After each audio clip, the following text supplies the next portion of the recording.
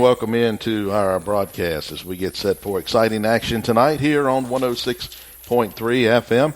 And I guess it's the game everybody's talking about because there's all kind of cameras here, and we're just glad that we can bring it to you right here on 106.3 FM. This the game of the week, we might say, one that the Hawks have been looking forward to since last year, and that's the Appomattox Raiders who are in town. And the Raiders coming in, of course, dominant here in the mid part of this decade with 3 straight state titles. They faltered last year, did not make it to the championship game, losing to Radford, but always dangerous and back here to face the Gretna Hawks here at Lester Bond Field. And Stuart Burnett along with Kim Burnett, and as we said, the only husband and wife broadcast team that we know of. Yes. Okay. Sometimes I'm pretty sure why that's the only.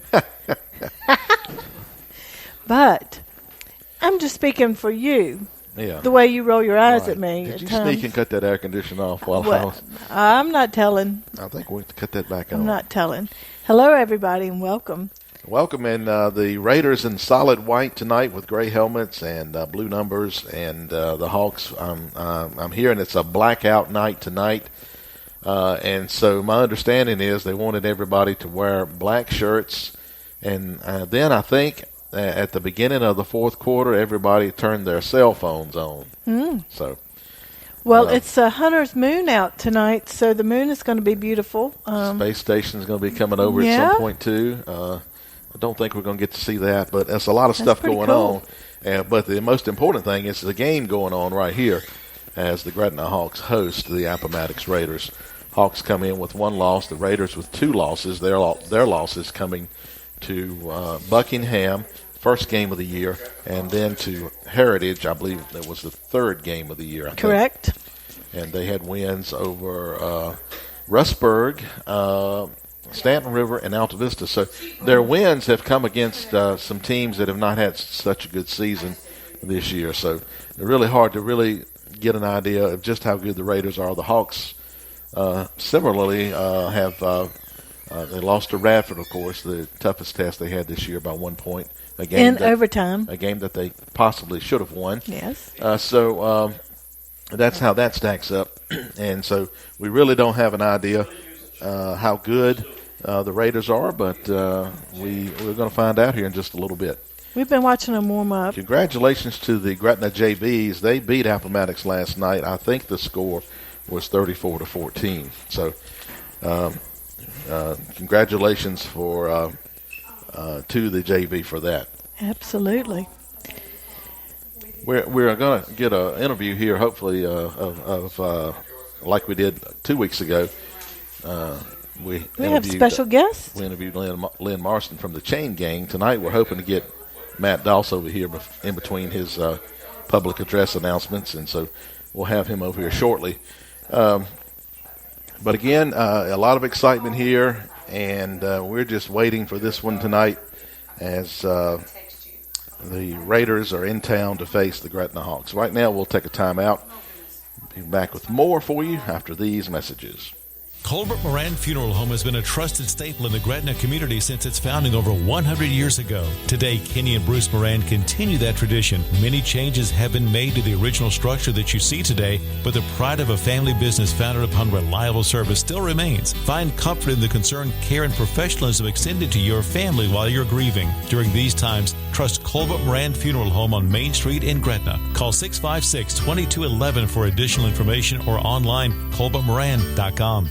Gretna Drug at the Junction Shopping Center in Gretna has provided trusted prescription services since 1967. They have a 100-day supply of generic prescriptions starting at $10 and also offer flu shots and immunizations. Try Gretna Drug's drive-through prescription service or take advantage of the automated system by calling 656-1251 and your order will be ready when you arrive. Gretna Drug is the headquarters for home health services and supplies and over-the-counter medications. Find them off Highway 40 west of Main Street or check them out online at gretnadrug.com. G&E Performance Center is your one-stop shop for all your cattle needs. Whether you're looking for cattle feed or looking to buy and sell cattle, G&E Performance Center has it all. The G&E Performance Center will be hosting bull sales in November and a heifer sale in March. Stop by the G&E Performance Center, conveniently located at 100 Floyd Bennett Road in Gretna, or give George, Graham, and Ethan Wynn a call at 434-489-4458. The G&E Performance Center is a proud supporter of Gretna Hawks football.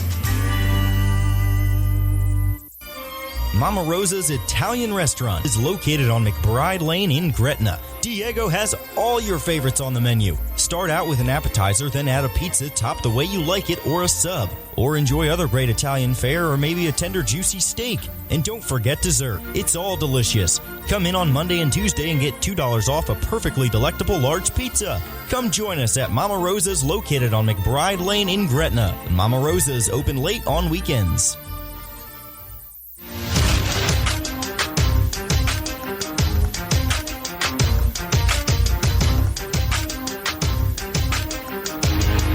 And we welcome you back into our broadcast as we get set for tonight's game coming up at 7 o'clock. It's the Gretna Hawks hosting the Appomattox Raiders. A couple of weeks ago, we interviewed Lynn Marston from the Chain Gang, and what we're trying to do this year is get different aspects of what goes on a Friday night involved in our broadcast, and hopefully we're going to talk to somebody from the concession stand, the scorekeeper. And tonight we've got the PA announcer, and a lot of times you may hear him say in the background, and that's another Gretna Hawks first down. We've got Matt Doss. Hey, Matt, good to have you in. Hey, Stuart, glad to be here this evening. Exciting times here. The Hawks look to be on an upswing, and the Raiders maybe dipped a little bit, and good opportunity here tonight for Gretna. Yeah, it sure is. I'm looking for a real good game, lots of running probably. Yep. How long have you been doing the public address? Do you have any idea? I think it's 15 years. 15 years. So you've seen a whole lot come and go through I've here. seen ups and downs. Yeah. We've seen the 1-9s, and we've seen the 10-0s and so forth, and it's been a lot of excitement. Can you think of any one particular play or any one particular time during your 15 years that stands out most? I know that's a tough question to spring on you at this point. Well, I think this wasn't a home game. It was actually at Dan River on a kickoff. And Mookie went down the field and hit that person by the time the ball got there. And the guy went one way, and I bet the ball went another 30 yards the other way. I think that's the hardest hit I've ever seen in football. Yeah, Mookie was, especially on kickoffs, it looked like he was going to be there wherever the ball was, and he was going to try to separate the ball from the player or knock his helmet off or do something, and he was just a beast on kickoff returns. And that's kind of something we've struggled with the last few years anyway, is a good kickoff coverage, and we could use a number 8 Mookie coming down. Yeah, somebody that you don't want the ball because you know they're coming. That's right. You hand it to somebody else before you let him hit you. Take a knee, find it out of bounds, just whatever. That's right. And Matt, of course, has been doing the PA, as he said, 15 years here. And, we got sort of a group up here that we kind of expect to see all the time. And we're hoping in a couple of weeks to get another one in here, Billy Shields. So we'll see if we can get him in a couple of weeks. But thank you, Matt, for talking with us, and appreciate all your work here with the public address here every home game, every Friday night. All right. Thank you, Stuart. Yeah. While we got you here, anything that the football boosters have going on right now that we need to know? I know they have some long sleeve T-shirts for sale. That's timely. Starting to cool off. Yeah, it is. And usually Moon has some stuff, some T-shirts and stuff down at Gretna Tire to sell. Other than that, no, I don't know of any particular thing we're doing. Okay. Could always use another member or two. All right. So we put the call out for membership. If you'd like to be part of the football boosters, you can contact Matt Doss. How about that? That'll be fine. Right. Thank you, Matt. Appreciate it. Thank you, Stuart. All right. And so just another part of everything that goes on here, and a lot of things behind the scenes that folks out there in radio land don't know all about. So thanks to Matt for coming in and talking with us just a little bit. We're about 20 minutes away from tonight's kickoff approximately. So, talking about plays and things that come to mind, and And I remember, of course, a lot of my memories go back to when Vaquel Hall was the quarterback here, and some of the plays he made. And I remember specifically when we went to Christiansburg to play Christiansburg, probably one of the toughest games that we played against that team. And Stanley and I were doing the game, and we couldn't get in the press box, so we were out in the stands with the Christiansburg fans. And that was a back and forth game, and we trailed a lot of that game. We made a comeback at the end and won. And I just remember that game. And of course the game at Graham the year before with Graham had Ahmad Bradshaw as running back. And I remember that game, too, so a couple of memories there for me. I remember that, too, and maybe I shouldn't tell this. No, don't. Don't? I know what you're going to tell, so don't tell it. What? What am I going to tell? We'll talk about that offline? There, okay, yeah. Well, I won't tell it. Okay. But, yeah, a lot of good memories over the years. I'm not going to tell that. What I meant to mention to Matt was when we went down to play King William. King William, they were they had a new football field right across the way, but we couldn't get in that. And we had to go to the old field, and they had stands maybe 4 high, like you might see at a I remember that. At a Little League game or something. And we ended up standing in the back of Matt's truck, I believe, is what we did, and just to be able to see the game. And then when the Gretna fans stood up, we couldn't even see then, so we had to ask somebody what happened. Matt would tell us what happened. So, anyway, those are. So what I was going to say is a Vaquel story. Okay. So I was out in the stands, and I remember coming home telling you, Stuart, I just love watching him play. Oh, I know what you're going to say. And every time he lifts his foot, something happens. And you told me, well, Kim, that's his call for the ball. That's his signal for the ball. Yeah. So but anyway. I knew I'm like, something's going to happen. Something's happening. And I remember that Graham game, too. He was a warrior that day. It was cold. It was snowing. It was wet. It was muddy. And he was fighting for every yard, every single yard. And they were after him, 2 and 3 on him, and he never gave up. Never gave up. And the Hawks won that game and went on the next week to win a state championship, which was the first one. And then the next year they beat Christiansburg, went to the state championship, won again, and so those are some great memories of the first couple of championship years. Do you remember going to Chatham? Now, you were in the press box, but I was in the stands again with the Gretna fans. It was raining so hard you could hardly see the ball on the field. Mm-hmm. It rains every time we go to Chatham. Every thread in our clothes down to our skin was sopping wet. And I thought, I wonder if people do this for Jesus. But those stands were full. The game that Bob and I went down to Essex, it was a semifinal game where we lost 8-0, where it was snowing and we were outside, and Bob and I both got drenched that day. So, I remember those. Remember the good with the bad. But it's so nice to be home in our Lester Bond Field press box. And the stands here are filling up with Gretna fans. Lots of fun to watch the Gretna fans get into the game and to support their team here. And young and old, former players themselves. Last week at the Nelson County game, there were a lot of long runs on offense for Gretna. We had a lot of long runs, but we had one particular play on defense that I thought was the highlight of that game, and we're going to relive that for you right now, hopefully. This was Corlin Witcher with a pick six. 3 receivers to the right side, and Brown looking that way. It's intercepted. Corlin Witcher, what a play. He's off to the races at the 30, the 20. They're not going to get him 10. Corlin Witcher, the big man, with a big pick six. Wow. Takes that ball probably about 65 yards or so. Corlin Witcher. Hello. Wow. All right, a little flashback there to last That was week. exciting. It was. Oh, my. And We had some exciting moments last week, some scary moments last week. And we've heard this week Matthew Thompson is on crutches. They thought he had a broken femur. But thank you, dear Jesus, that it was just a bad bruise, that he didn't have a break there. So he will not be playing tonight. We also heard that Dominique Meeks has a concussion and will not be playing tonight. I think he hit the ground a little too hard last week as well. So that was something that we didn't know at the time of the game, that was another injury. So we will be missing him on the field tonight. Certainly will.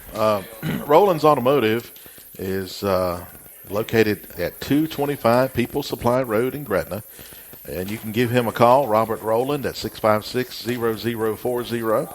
He handles foreign and domestic repairs, minor to major engine repairs, custom exhaust systems, air conditioning service, computerized diagnostics, wheel balancing, air conditioning service, I think I mentioned that already, brakes, shocks, tune-ups, fuel injection cleaning, radiators and oil changes, all of that available for you there at Roland's Automotive. Check him out at 225 People Supply Road in Gretna. Call him at 656-0040. Let's take a break here. We'll come back with more Hawk Talk as we get set for tonight's game in just a moment.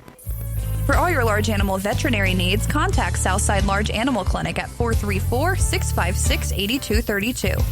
Dr. Fulper offers large animal medication and supplies and emergency calls right to your farm. Southside Large Animal Clinic, providing health care for your large animals. Call 434-656-8232. Dr. and Miss P. Fulper, supporting the Gretna Hawks all the way. You'll enjoy great entertainment at the Gretna Theater on Main Street. View hit movies in high definition, along with special shows and events. Senior citizens can enjoy a movie, popcorn, and a drink for only $5 on Senior Day, every third Wednesday of the month. You can also experience live bluegrass the last Thursday of each month. Call 656-3377 for the full schedule of movies and events, or go to thegretnatheater.webs.com. Come see, hear, and feel the difference at the Gretna Theater. Home cooking, there's nothing like it. And C&E's restaurant in Gretna has been making great home-cooked food for 20 years. Fresh salad bar and great-tasting homemade items from the dessert bar. C&E's provides catering and a full buffet for your holiday gatherings. Call Carolyn Pritchett for reservations at 434-656-1029. C&E's consistently voted Reader's Choice Best Buffet. They wish the Gretna Hawks the best this season.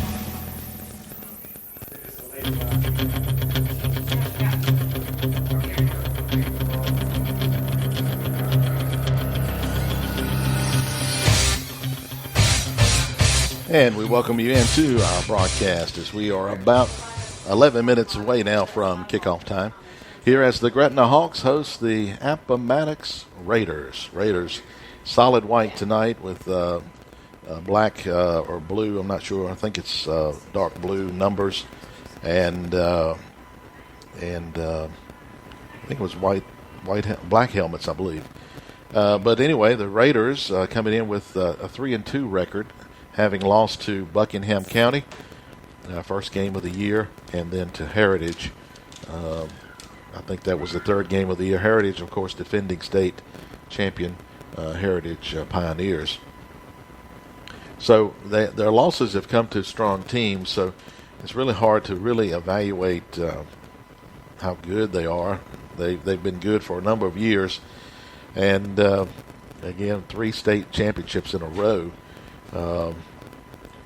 I think it was 15, 16, and 17 that they won the state championships in a row there. So would you say tonight's game, based on and last week's game, if Appomattox beating Alta Vista, would be a precursor for next week, Gretna and Alta Vista? Well, we can probably draw some conclusions, but it's really hard to say. But the Raiders, the Hawks have not beat the Raiders since 2012, and so I believe that's 6 in a row that the Raiders have beat the Hawks. So Hawks are really looking to settle that score, if you will. Right. Well, you gave me an assignment this year.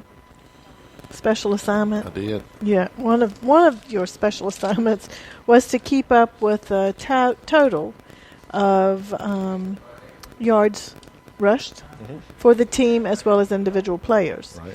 And so I've done that. Would you like for me to share that I at this would. time? I Okay, so after definitely would. 5 games, we have 2,300 rushing yards. And, of course, this is all unofficial. 2,300 rushing yards and 180 passing yards. Now, do you foresee Appomattox possibly trying to work against our rushing game? And if so, we're going to have to pull something out of that bag for our passing game. Yeah, my concern would be, and nobody has yet stopped the Hawks' rushing attack. Even Radford gave up about 400 yards, if I remember correctly. But we did score a touchdown on a pass against them, too. But my concern is if we're not able to run the ball, how would the pass attack go, especially since our top receiver is out with a concussion? Yeah, so that's a concern. That is true. And out of those 180 yards, he had 108 of those. The receiving yards? Yeah, I'm sorry, receiving yards, yes. Yeah. So, yeah, that is a concern. And, if the Raiders are able to stop the Hawks' running attack, then, anything can happen at that point. Turnovers is going to be an issue. The Hawks need to limit those turnovers in order to be successful tonight as well. Let's take a time out here. We are about 8 minutes away from the start of tonight's contest.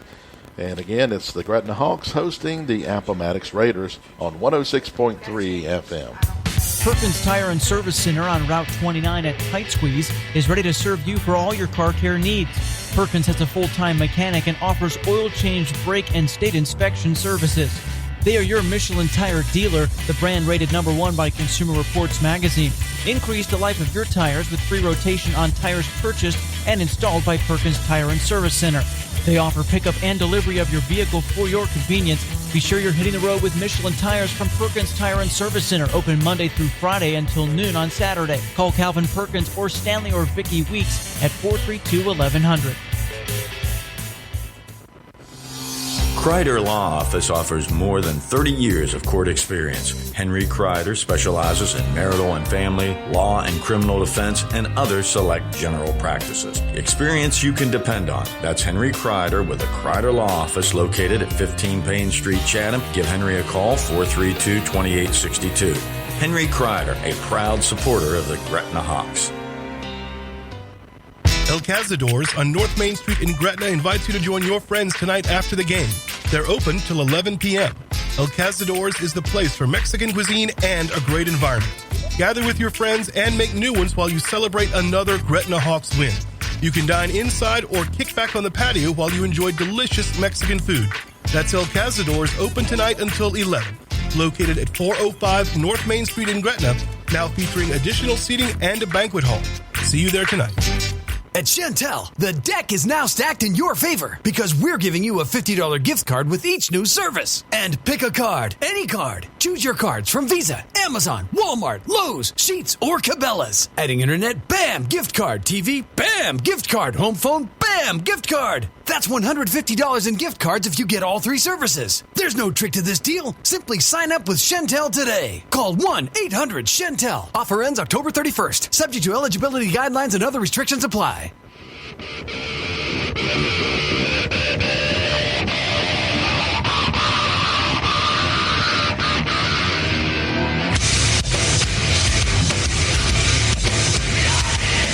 And welcome back. We are about 5 minutes away from the kickoff tonight, and you were mentioning some stats that you're keeping earlier. Yes, Do you have those available I do. for us right I now? sure do. Number 4, actually, we're looking at him now. They're getting ready to go out on the Captains are field. going out, But number 4, Jordan Berger, has 698.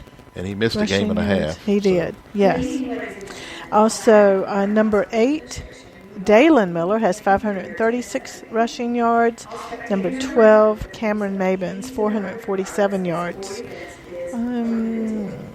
And then we go on down. Do you wish me to list them all? Just that's the top 3 there. The ones you would normally hear in a game. course, Talon Miller had a 90-yard run. He normally doesn't play offense last week, so that was another highlight for the Hawks against Nelson County. He was one that added last week. Total of 2,300 yards. So the captains right now for Gretna there at midfield is number 4, Jordan Berger, number 8, Dalen Miller, number 52, Corlin Witcher, and number 21, Talon Miller. Don't see the captains for the Raiders yet. Hawks are in their blue jerseys, black pants. The numbers are black with white highlight around them, white trim, and can be difficult to see under the lights. So I hope those jerseys stay close to their body and not something that can be tugged down and tackled. We've seen that this year. Hopefully special teams had a little extra practice this week, and they'll do good at tackling and turnovers again is going to be key, I think, tonight. Now the captains for the Appomattox Raiders are coming out, and we'll try to get those for you in just a moment. Looks like number 62 for the Raiders. 62 is Colton Smith. 21, Jaquan Walker. Number 99, Samuel Bianco. Okay. And number 10, Keyshawn Baker. All right, so they're coming out now to meet, and we will shortly. I think this is the third game we've seen them go down a different yardage line to the 50-yard line. Yeah, had never seen it before. Now this year it's become a normal thing where the band is on the field, and so the players going out. Right now they're at the 35-yard line. They're hugging and so shaking hands. Interesting change in the way things are done. Mm-hmm. And we mentioned earlier we'll be at Alta Vista next week. That game, of course. Moon coming up now just behind the trees. Oh, I can't wait to see it. And it's supposed to be a hunter moon, is that right? Yes. This week? The sun, it's tonight, the hunter's moon. The sun and the moon are out at the same time, and that's why it has the glow. And the space station is supposed to come across here at some point, too. So, anyway, so we got a lot going on, and plus we got a football game. So, it's a whole lot going on tonight. Yes. A little after 7 on the space station. I don't have an exact time, but anyway. That would be cool if we saw it. Yeah. If I see it, I'll say something. If y'all see it, say something. Family back home, text us. And we do appreciate our family back home, the homebound, letting us know. All right, the Raiders won the toss and they've deferred, so the Hawks will be receiving the kick when we get started. So, interesting decision there by the Raiders. We'll take a break here and come back with the kickoff. We'll take a break, come back with the kickoff after these messages. Colbert Moran Funeral Home has been a trusted staple in the Gretna community since its founding over 100 years ago. Today, Kenny and Bruce Moran continue that tradition. Many changes have been made to the original structure that you see today, but the pride of a family business founded upon reliable service still remains. Find comfort in the concern, care, and professionalism extended to your family while you're grieving. During these times, trust Colbert Moran Funeral Home on Main Street in Gretna. Call 656-2211 for additional information or online, colbertmoran.com. Gretna Drug at the Junction Shopping Center in Gretna has provided trusted prescription services since 1967. They have a 100-day supply of generic prescriptions starting at $10 and also offer flu shots and immunizations. Try Gretna Drug's drive-through prescription service or take advantage of the automated system by calling 656-1251 and your order will be ready when you arrive. Gretna Drug is the headquarters for home health services and supplies and over-the-counter medications. Find them off Highway 40 west of Main Street or check them out online at gretnadrug.com.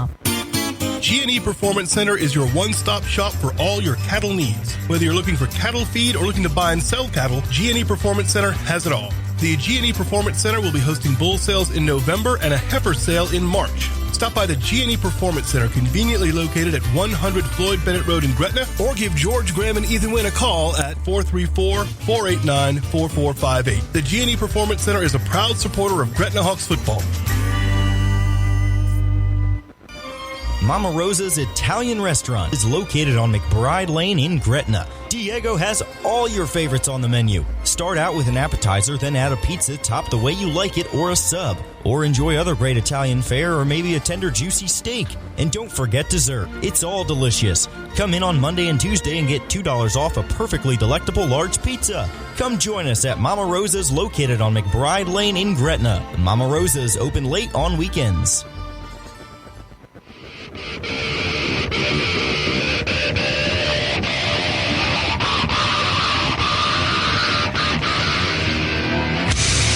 All right, welcome into our broadcast. As we get set for tonight's action, the Hawks will receive the kick to open the game. The sign says, Fear the Pride. Fear the Pride. And the Raiders, I'm not going to be able to pick that up, I don't think. Angry Birds Something tonight. about Angry Birds, okay. Yeah. So, anyway, that's always a lot of fun. And enjoy the run-throughs. Here come the Hawks coming through. You can hear the fans on their feet, ringing the cowbells. And the Raiders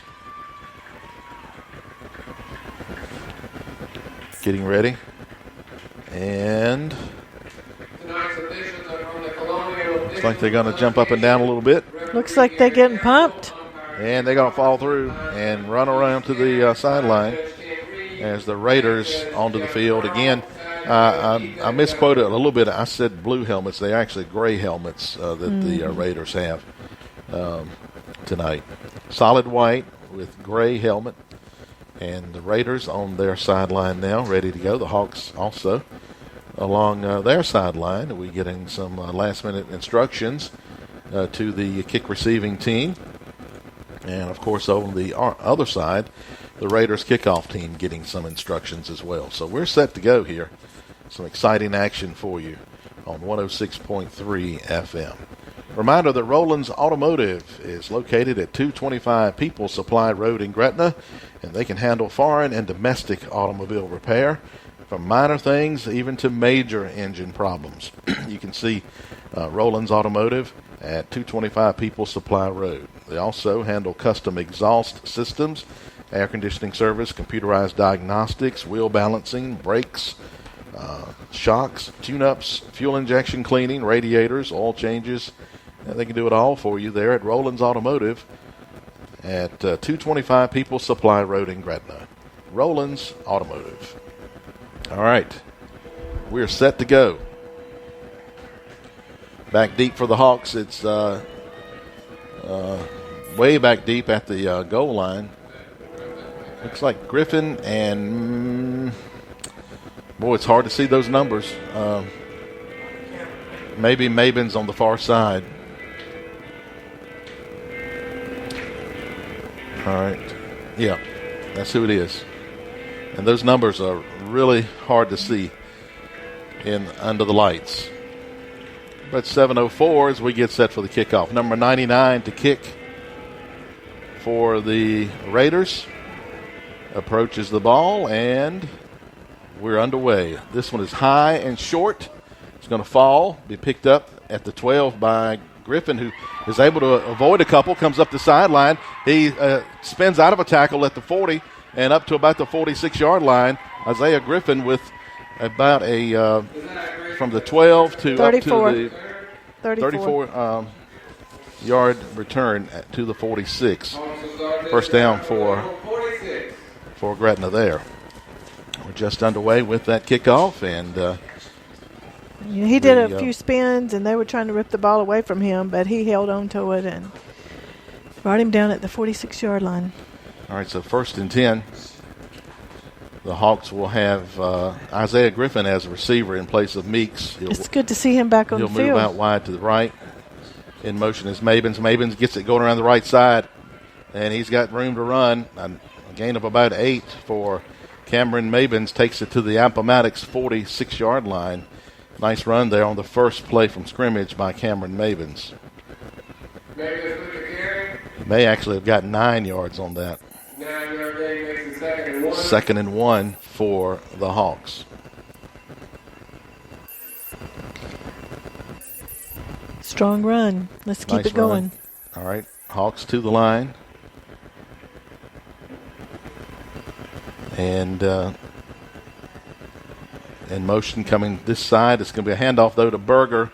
Jordan Berger across for the first down. Picks up probably 3 there. It will be a first down. Jordan Berger on a 3-yard run. So 1st and 10 at the Appomattox 42. No score. We're just underway here at Gretna High School, Lester Bond Field, home of the Gretna Hawks. Stuart Burnett and Kim Burnett bringing you the play-by-play. And the receiver now coming over the left side, this Griffin. And here's a man in motion. The handoff is coming around the left side. That's going to be Miller, who is hit hard at the 40 and stopped there. That was number 8, Miller, on that carry. A short gain of close to 2, a short 2 at that. So 2nd down and 8 now for the Hawks. Dalen Miller coming around that side, but unable to get going. Was hit hard and brought down at the 40. 2nd and a long 8. It's Miller in motion this time. The handoff is Berger. Berger has stuffed at the line and makes it 3rd down and 8.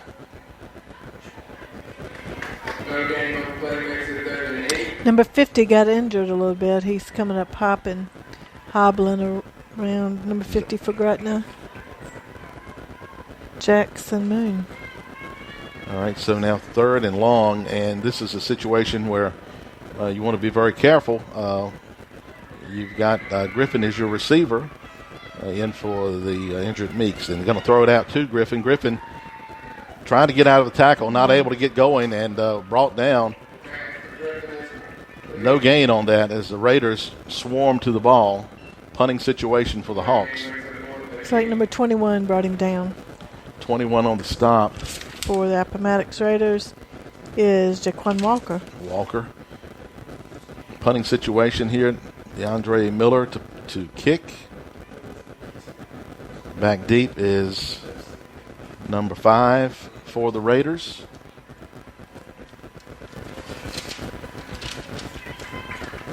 Pretty deep drop. Kick is back. Ball is back, nearly blocked. He gets it out of there. Fair catch signaled and taken at about the 15-yard line by the Raiders. So they'll have it now on offense. Hawks got a first down, but and a good kickoff return, but could not do any more with it.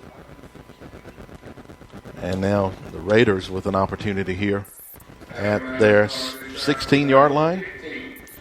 So 1st and 10 for the Raiders there. All right, Raiders 8:45 on the clock, Stuart. 8:45 to go in the first quarter. No score. All right, quarterback under center. And he will hand it off. Pushed ahead a little bit there. Number 15 on the carry. He got maybe 3. It was, I think, number 13. I said the number and I forgot the 15. number. Number 15 on the carry. Yes. 15 Ferguson with the carry. Ferguson. Kristen Ferguson. 2nd down now for the Raiders.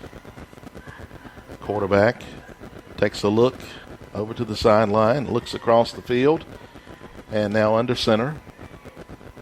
And he will keep it. No, he hands it off. And, boy, the tackle broken. Wow. First down. Right up the middle there was the running back, ahead for about 10. And a first down.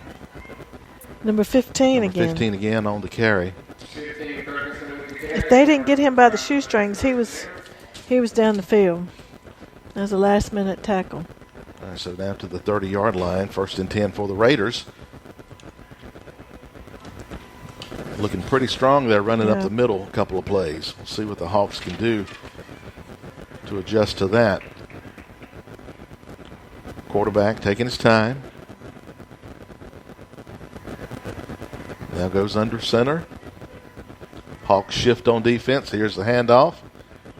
And straight ahead run for about 4 or 5 yards. And it looks like the Raiders are just going to try to overpower the Hawks right here. The first few plays have been up the middle. And Number 8 had the ball. They've been able to push the pile. Got about 6 yards on it. Trey Long the third. Trey Lawing the third. All right, Long there with 6 yards. 2nd and 4 for the Raiders.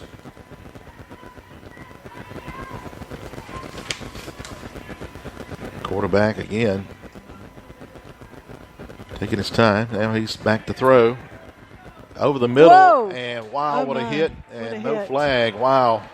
That was not an intentional hit. It just happened. They collided. Intended for number 43. He stretched out to catch it, and he dropped it, and he was nailed. Incomplete. No flag. 3rd Bronson and Williams. 4. Yeah, Bronson that was not Williams. an intentional hit. They just collided. That was a hard hit, but he bounced right off that ground and got up. All right, 3rd down. I'm sure he'll be taking some Tylenol at the end of the game. All right, now on 3rd down, big play here for the Hawks defense to try to maintain field position if they can. Here's a handoff, a keeper by the quarterback.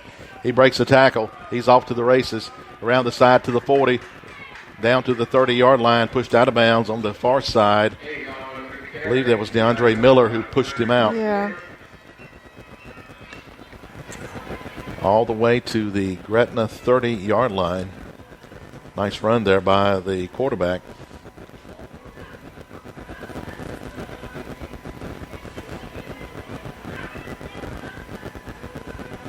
And a bit of a delay while they get the chain set.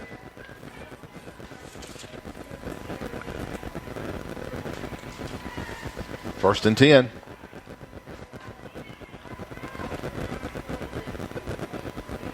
Quarterback taking a look. Now under center. And we got Gretna jumping off. They get back there and there's no flag. Now they'll run the option play. There's the pitch. And it's number 10 on the carry, I believe. He'll get about 4 or 5 yards. 52 brought him down for Gretna with some assistance from another teammate, 52 Corlin Witcher. All right. About 6 yards. And again, the Gretna defense is giving up big chunks of yards here. So that's something they're going to have to figure out. 2nd down and 4. Lawing under center. And here's Lawing to pitch. He pitches it. 15 on the run. He's inside of the 10. Stumbles ahead to about the 7. Takes that from the 25 down to 18 yards. 18 yards on that run. And the Appomattox Raiders starting strong here on offense tonight.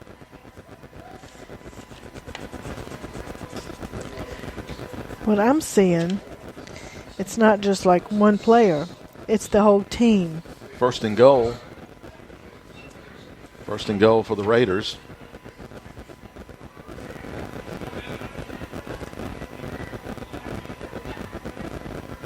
All right, quarterback now will turn and hand off number 15, and he is in for the score, untouched across the left side. And the Raiders on top, 6-0, awaiting now the extra point from Samuel Bianco, who will be coming in for the extra point. They looking strong, Stuart. Appomattox. What I've noticed is a lot of power, too, yes. that they've been able to run right through us and around us, too, but a lot of power up the middle. But that line's pushing. It's like it's the whole team working together, not just all right, one Bianco individual now player. for the extra point. Snap, the kick on the way. And it's good. The Raiders lead at 7-0. Timeout on the field. For all your large animal veterinary needs, contact Southside Large Animal Clinic at 434-656-8232. Dr. Fulper offers large animal medication and supplies and emergency calls right to your farm. Southside Large Animal Clinic, providing health care for your large animals. Call 434-656-8232. Dr. and Miss P. Fulper, supporting the Gretna Hawks all the way. You'll enjoy great entertainment at the Gretna Theater on Main Street. View hit movies in high definition, along with special shows and events. Senior citizens can enjoy a movie, popcorn, and a drink for only $5 on Senior Day, every third Wednesday of the month. You can also experience live bluegrass the last Thursday of each month. Call 656-3377 for the full schedule of movies and events, or go to thegretnatheater.webs.com. Come see, hear, and feel the difference at the Gretna Theater.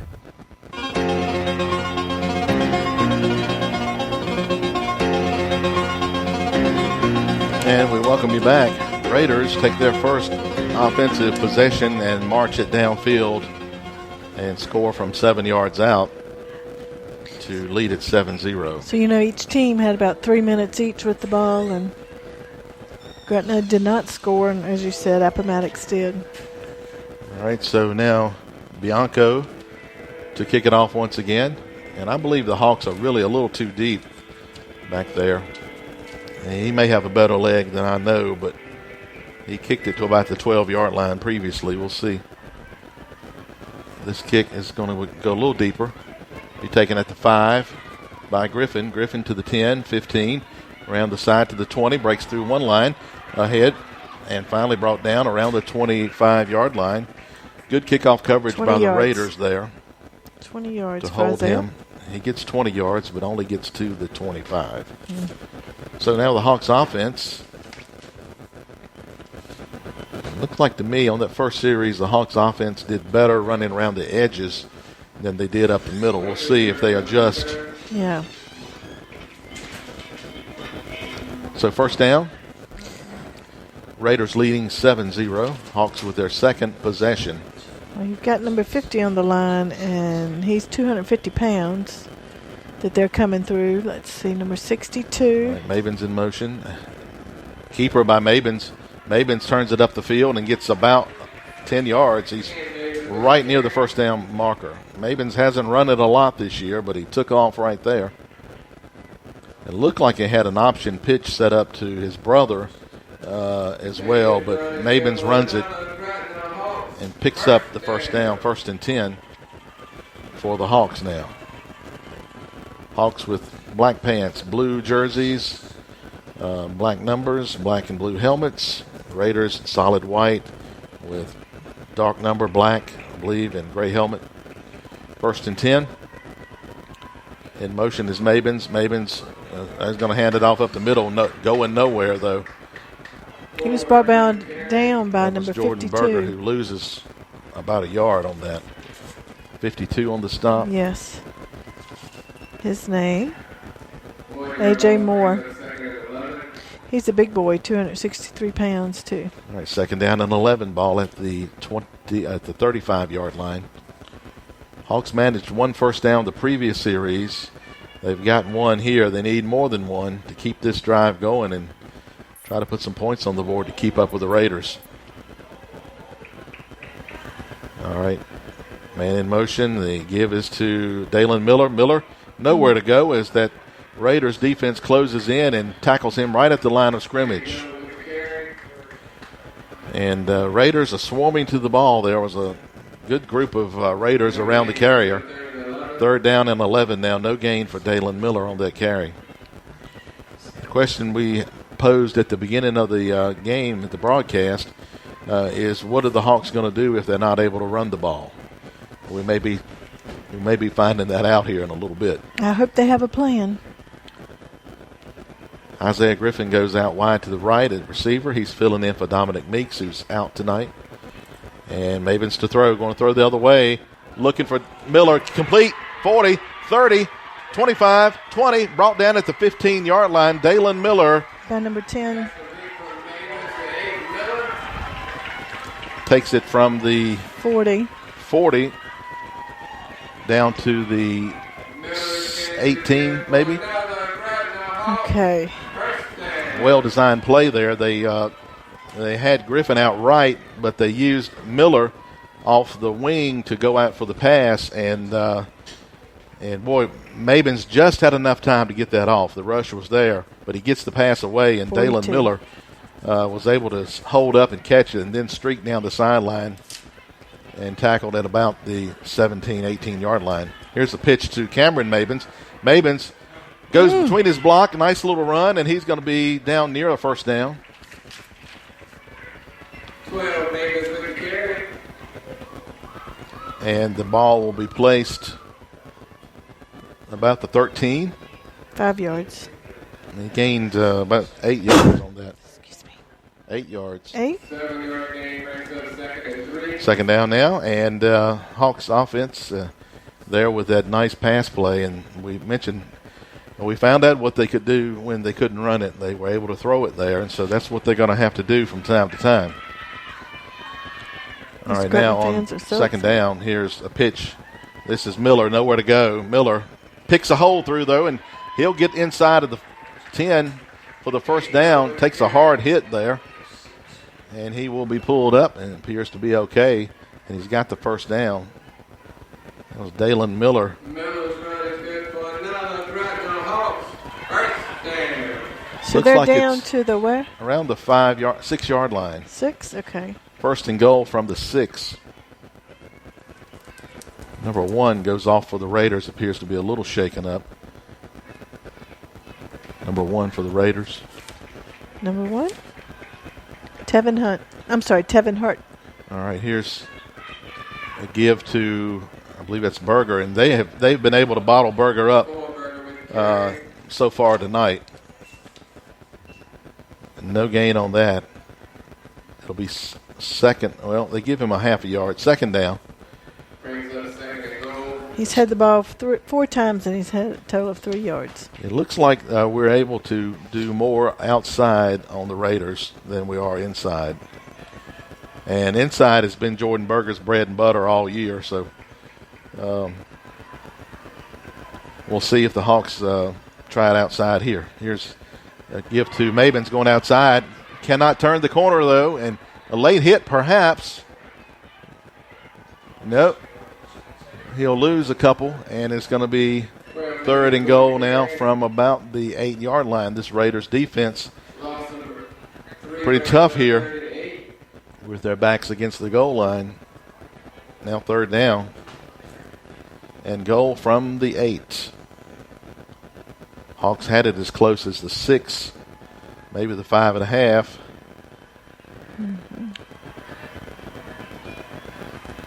All right, Isaiah Griffin sets up wide right as a receiver on third and goal. And here's a keeper by the quarterback, but we have a flag.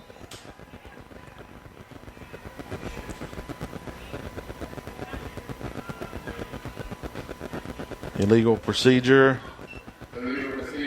against Gretna. Mabins will come over to the sideline and try to get some instructions about a play here on what has now become a third and goal from the 13, maybe the 14. It does open up more room for a pass, but we saw the initial pass Mabins had. He didn't have a lot of time, so it'll have to be something quick. Again, Griffin out wide right. Mabins, here's the throw, and it's tipped up and incomplete. Intended for Griffin. And if it's thrown a little bit higher, he probably gets it because the defender never really turned around, but was just kind of in the way. So fourth down now. Fourth and goal from the 13-yard line. Hawks really have no choice but to go for it here. It's the Raiders leading 7-0. Hawks knocking on the door, but so far the door has not opened. They're meeting resistance. All right, Mabins rolls right. Now under pressure, and he's going to be sacked back around the 21, 22-yard line. Raiders take over on offense. Again, Maben's rolled and looked, but one thing he's going to have to realize, he's not going to have a lot of time to throw. So the Raiders take over, leading 7-0. 107 on the clock. 107 to go in the first quarter. Now the task for the Hawks is to get the ball back. Raiders leading 7-0. Hawks have moved it all the way up the field, but could not cash it in. And now the Raiders have it 1st and 10. So they've not thrown any. You think they'll continue their ground attack, the Raiders? I think they'll continue. All right, Lawing under center. And here's a handoff. Number 15 straight ahead for a gain of 3, maybe. Number 15 there on the carry. Number 15. 4 out. Ferguson. Appomattox. Christian Ferguson. 2nd and 7 now for the Raiders. 2nd down and 7. And the Raiders do like to run the option play too, where the quarterback can either run it or pitch it.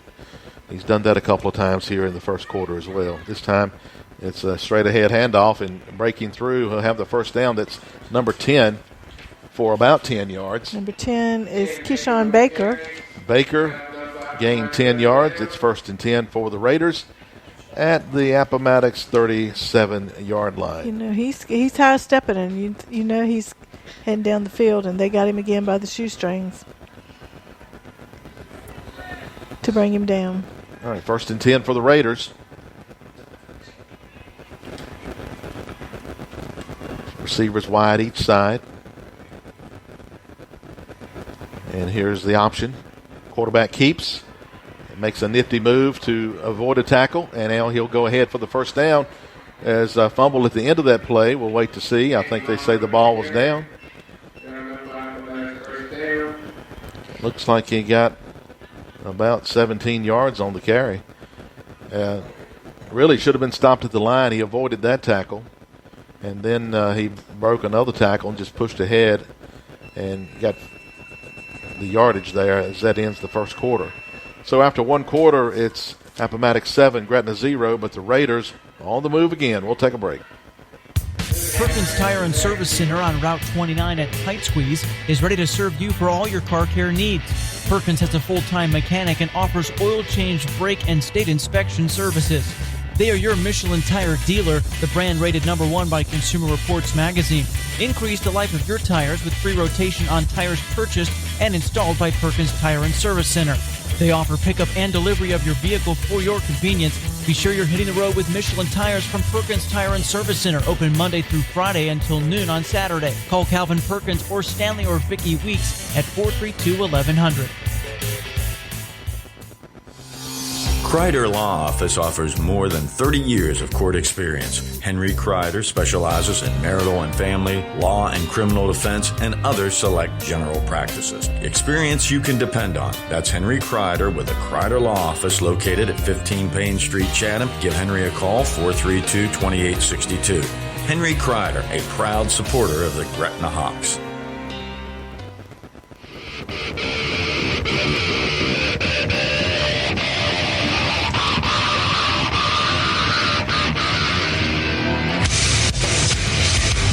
And we welcome you back as the Raiders have it 1st and 10 at the Gretna 47-yard line.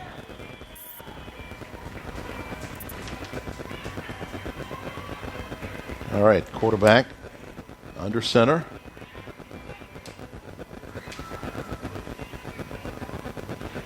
Takes a good look at the Gretna defense now, goes down, and he's going to run it, hand it off. And they stand it up there after a 2-yard gain. On that carry was number 15, Ferguson. He may get 3 out of that. 2nd and 7 for the Raiders to the Gretna 44. Raiders leading 7-0, and having just stopped Gretna at the 5-yard line, 6-yard line. Now they're on their second drive, have it at the Gretna 44, 2nd and 7. Quarterback going to throw over the middle, and nice catch going up 43. goes up and catches it and comes down around the 22-yard line. 22 yards for that. 22 yards on that reception.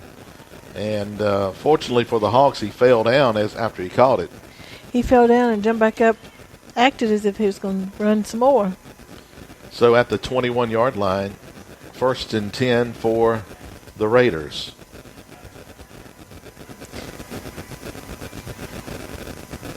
All right, again, the quarterback under center. He's got a couple of running backs behind him, and excellent opportunity maybe here to try an option pitch. We'll see. All right, he's just going to do the straight handoff, and tackle missed, and down the line for about 7 yards. Hawks are missing some initial tackles. They'll need to clean that up. They're just walking over him, looks Pierce. And trying to catch that runner. No, I believe that was trying to catch that number. And it may be number 6 there that ran the ball. He got 6 yards. That was number 8. 8's a quarterback. It's number 6 that ran it. All right, now here's keeper by the quarterback around the sideline near the goal line. He is in for the score. 8. Lawing on the score, and the Raiders lead it 13-0. Hawks have got a hole they're going to have to try to dig out of here.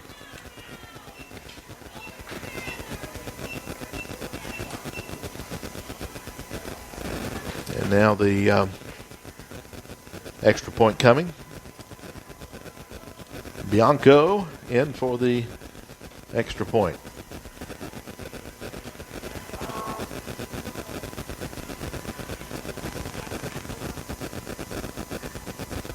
And he's set. There's the snap, a high snap. Placement, and the kick is good. And the Raiders lead it 14-0. Timeout on the field. El Cazadores on North Main Street in Gretna invites you to join your friends tonight after the game. They're open till 11 p.m. El Cazadores is the place for Mexican cuisine and a great environment. Gather with your friends and make new ones while you celebrate another Gretna Hawks win.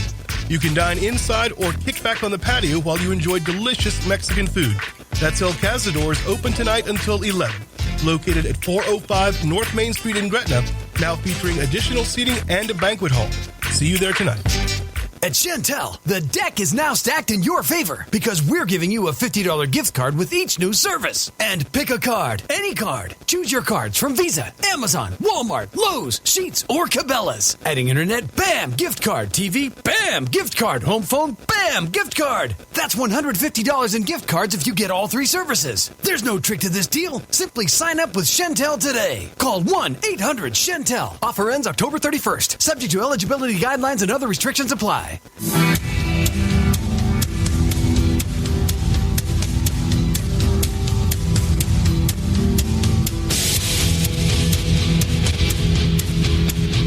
welcome back. The Appomattox Raiders have shown up with their A game. They lead it 14-0 here early in the second quarter. And the Hawks right now have no answer on defense for the Raiders. Leading 14-0, and the kick coming by Bianco. Here comes the kick. Bianco going to kick it, taken at the 4. That's going to be up the sideline. Still on his feet, across the 45, down to the 48-yard line. Isaiah Griffin with a nice return. 44 yards for Isaiah. And Isaiah is Mr. Excitement. When he's got the ball, there's a whole lot of excitement going on. He returned that from about the 4-yard line up to the 47, where it is 1st and 10 for the Hawks, their best starting field position of the night. The Hawks offense needs to put points on the board right here because the Raiders offense has so far been able to push the Hawks defense around. 1st and 10 in motion, and here's a quarterback going to pitch it at the end of there. Mabins across midfield for a gain of about 4. That was a pretty play. It's a dangerous pitch, though. It was dangerous, but it was pretty. Mabins Mabins pitched that to his brother at the very last instant. He was going down. Just got to be careful that you don't have a turnover. So he gained 4, 2nd down and 6. 2nd and 6 now for the Hawks. And the Hawks are going to the bag of tricks a little bit because that inside running game just has not been there for Jordan Berger. Let's see if Jordan gets another shot at it, but so far he's not been able to get anything. Here's a reverse coming to Mabins around the right. Mabins, nice shoestring tackle there. He gained 3 on it. That was number 1 who was injured earlier for Appomattox who made the stop. Tevin Hurt. And if Hurt doesn't get him by the shoes, he's going to get significantly more down the field. But brings up 3rd and 3 for the Hawks. A little excitement now on the field. Gretna's moving the ball, doing something. Right. Looks like Mabins has to come out. Talon Miller goes in. Not sure if Mabins was a little shaken up at the end of that play. He's coming to get him some water. Important 3rd and 3.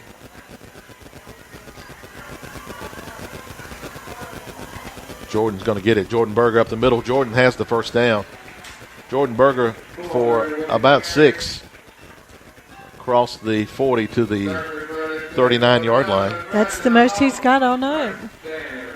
They've been holding him to 2 or 3 yards per carry. So 1st and 10 now for the Hawks. At the Raiders' 39-yard line, it's the Raiders 14, Hawks 0. 8:24 on the clock. 8:24 to go in the second quarter. Mavins takes a look. Got things lined up for the right side here. We'll see if they go that way or go the opposite way. Going to go up the middle with another run by Jordan Berger. And Berger piles straight ahead this time for about 6. Jordan Berger starting to warm up a little bit here. But that's some tough running inside there against that Appomattox interior defense. Jordan's has been roughed up pretty much every game that he's played up the middle. 5 yards on that, so 2nd and 5. He takes a good old beating every time. 2 and 3 defenders on him. All right, Mavins to the line. Takes a look. Griffin is a receiver out left, and here's another give to Berger. And Berger ahead for 2 or 3. It'll be 3rd down coming up. 3rd and maybe 2 coming up. All right, so Berger getting a little workout here on this offensive series. Leaves them with 3rd and 2. And we'll see what the Hawks try here. This is an important down. Of course, you got 4th down. Looks like a little bit of confusion between the Gretna players. Hopefully that's all straightened out. On 3rd and 2, here's a pitch. And a broken tackle. Berger breaks another tackle. He's going to be near the first down, but there was no blocking on that right side. Berger had to break 2 tackles. He ends up a little short of the first down. It'll be 4th and 1 coming up. Ball at the 30.5-yard line. He's got to get to the 29.5. And 4th down right here. And the Raiders have been tough up the front, up the middle. So we'll see if the Hawks want to try that or if they're going to try the outside. 4th and 1. The shortest distance is straight ahead. We'll see. We got movement. Appomattox jumps. Number 2. Very excited about the play. Tez Booker. Shows 2 or 52. 50. I saw number 2. All right. So the offsides gives the Hawks the first down the easy way. Takes it to the 26-yard line. 1st and 10 now for the Hawks. Raiders leading this one 14-0. They have scored each time they've got the ball tonight. Hawks with some late instructions for some of the players from Mabins, the quarterback. And Mabins to throw, looking to throw, and leads Dalen Miller just a little too much. Incomplete. 2nd down and 10. Hawks trying to not be predictable here, so they mix in the pass on first down. But he led Miller just a little too much, and I think it was because of the coverage over there. He just wanted to make sure that somebody didn't step in front of that and take it the other way. And now the Hawks with 2nd and 10 here. They need a nice chunk play right here on 2nd and 10. I think Griffin, he'll go out left. I think he's going to be open some tonight. There's a run by Mabins. Mabins is hit and brought down after a short gain. He got maybe one as he could not get going around that corner that time. 3rd and 9 coming up. All right, 3rd down and 9. Mabins went to the sideline to get the play call. As we mentioned earlier, the top receiver for the Hawks is not available tonight, Dominic Meeks. So Isaiah Griffin is in his place. And he will come to the right side and line up wide right. Mabins under center. His brother in motion. Mabins going to run the option. No, he decides to keep, and that's not going to work. As he will get a yard at the most. And 4th down again.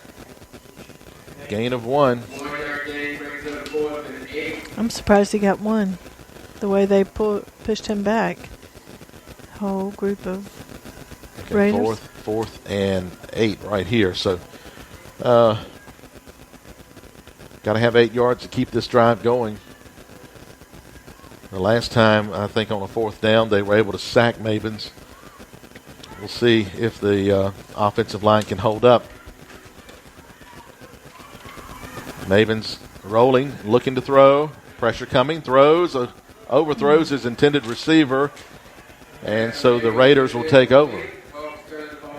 That was intended for number 16, I believe. Could not pull it in. And the Raiders take over on downs. 2nd time in the game. So that's 2 4th downs that the Hawks have gone for it and could not convert. They've also had 1 punt in the first half. The Raiders so far 2 possessions, 2 scores. Correct. And so right now the Raiders offense comes back to the field, ready to go. We'll see if the Gretna defense can spark a big play or something to cut this momentum down.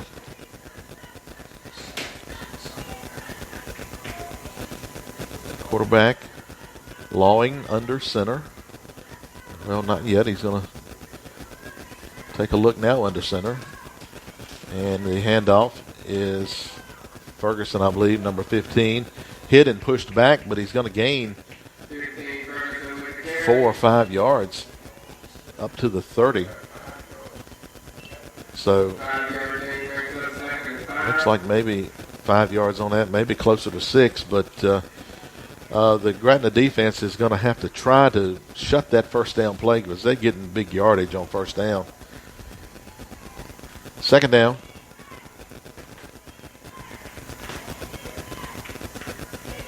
Quarterback takes a look at all of his players, makes sure they're in the right position, and then runs the play, and the handoff is number 10. Right side, breaks out of 1 tackle, still finally brought down. He's going to have the first down. He needed 4, he got 5 or 6.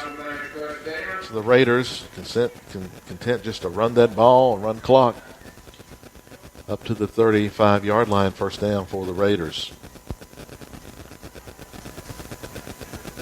1st and 10 now.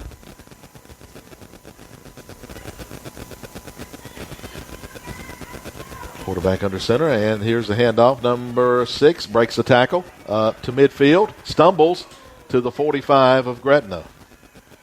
That was number 6 on the carry. Number 6 for Appomattox is Jaheim Scruggs. And he fell on his own, stumbling. He wasn't brought down by any of the Gretna Hawks. So at the 45-yard line, another first down for the Raiders. first down. Quarterback under center. Long count. And we've got Appomattox moving. Raiders with the illegal procedure. False start. And we'll back them up to midfield. So now first down and 15 for the Raiders.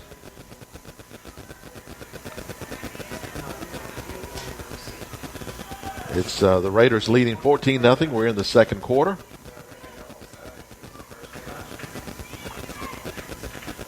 And now the Raiders come back on first and 15.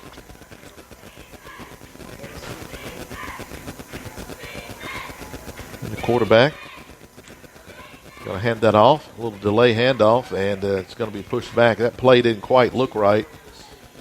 Gain of a couple on it as number 6 on that carry, I believe. Looked like he was late getting the handoff.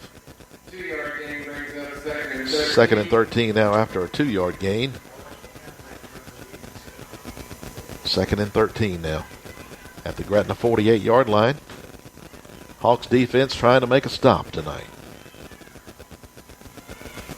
And here's the quarterback to throw. Going downfield for it and overthrows his receiver. Nice coverage out there. I believe it was Taylor Miller. And so now third down. Intended receiver was number 5 for the Raiders. Tyler Gilliam. Gilliam was overthrown by quite a bit. So third down and 13. The best opportunity the Hawks have here so far, third and 13, to see if they can get the Raiders offense off the field. On third and 13. Both sides of the ball tonight, the Raiders been impressive. You may see the option right here. Going to run from shotgun. First time we've seen that. Straight drop to pass, and is able to throw across the middle, but underthrows his intended receiver. Had a little bit of pressure coming from, not sure who that was from Gretna. It was Corlin Witcher putting some pressure on. Now fourth down, punting situation. Punter comes on. And so that's the first stop for the Gretna defense tonight. Now punting is number 5 for the Raiders. That's Tyler Gilliam. And back deep is Isaiah Griffin. And here's the snap. Kick on the way. Not a good kick at all. Off the side of the foot, out of bounds. That kick may have gone 5 or 10 yards at the most. Looks like about an 11-yard kick. All right, so the Hawks get a break there as Gilliam shanks it. And first and 10 for the Hawks at their 40. And the Hawks really need to put a score on the board here before halftime. See if they can break something loose here. Raiders lead at 14-0.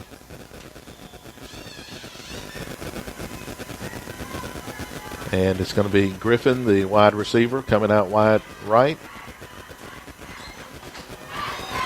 Mabins going to pitch it to Dalen Miller. Miller coming right side, stiff arm, and falls forward for a gain of about 3. And so far it looks like the Hawks offense just not able to get any clean running room, as Dalen Miller had to encounter somebody at the line of scrimmage. He had to use a stiff arm on to get some yards. Here on second down, a handoff to Jordan Berger. Berger bowling ahead, stood up and pushed back. He'll gain about 3. 3-yard gain for Jordan Berger. Up to the 47-yard line. Third down and 4. They got to get actually just past the 50. 40 seconds, 37 seconds. Clock is becoming a big factor here. They're going to have to throw it. All right, here's Berger up the middle. Berger to midfield. I don't think he quite got the first down. Going to be fourth and short. Was there a fumble? I'm not sure what happened. Fumble on the play, and the Raiders recover. So the defense will have to go on here and try to avoid giving up a big play right before halftime. 22 seconds on the clock. 22 seconds to go here. It's been a quick half, just about all running. And apparently Berger fumbled that ball. He had a hard hit right at midfield. And the Raiders come up with the ball. Now the Hawks need to really back off a little bit here and not give anything up deep. It's 3 receivers to the right side. And the quarterback's going to throw. He's going all the way, and he's overthrown his receiver. There was a little bit of contact there. And now second down. Hawks really need to back off a little bit more and have more of a prevent-style defense here with just a couple plays left here before halftime. Second down and 10. We'll see if they pull the DBs back any here at all, especially the safety. It looks like they're going to back them up a little bit.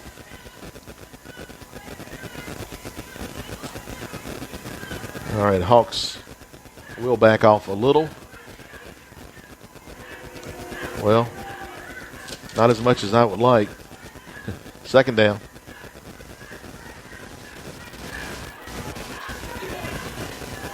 Got 5 receivers, 3 to the right, 2 to the left. Quarterback rolling and throwing. This one is ruled. Is it ruled complete? It's short. It's short of the first down. So the Raiders may take a timeout here.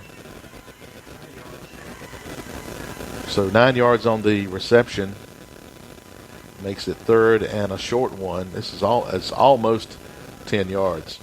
I'll back it up a little bit now. Timeout by the Raiders. Again, it's the Raiders leading 14-0. Getting a late turnover here right before halftime, trying to cash it in. And how much time we have on the clock?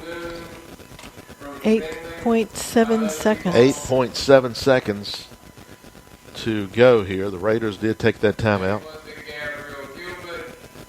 And right now they're discussing the play. Reminder that Roland's Automotive, 225 People Supply Road in Gretna, can handle your automotive needs. Whether it's foreign or domestic, they can take care of it, from minor to major engine repairs, custom exhaust systems, air conditioning service, computerized diagnostics, wheel balancing, brakes, shocks, tune-ups, fuel injection cleaning, radiator work, oil changes. All of it available for you at Roland's Automotive at 225 People Supply Road in Gretna. Give them a call, 656-0040. That's Roland's Automotive, 225 People Supply Road in Gretna. 3rd and 1 for the Raiders with 8.7 seconds to go before halftime. Raiders lead at 14-0. Hawks have to be very careful not to give up the big play here. Lawing takes a shotgun snap. Under pressure. Is able to get away. Rolls out to the right now. Throws downfield. And it's no, he keeps it. And runs out of bounds. The question is there any time left? 0.8. All right, so we've got a Hawk injured at the midfield. I think that was Jefferson, who had a chance at a sack but fell down.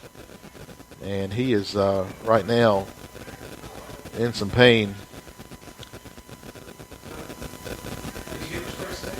So he got the first down, moved the ball down to the 35-yard line. And we got a stoppage for an injury here on a Gretna player.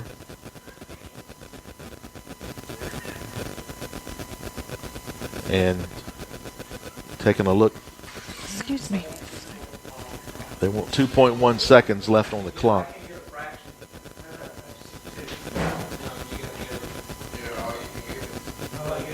.1 seconds. They're going to add a little time back to the clock. 2.1 seconds.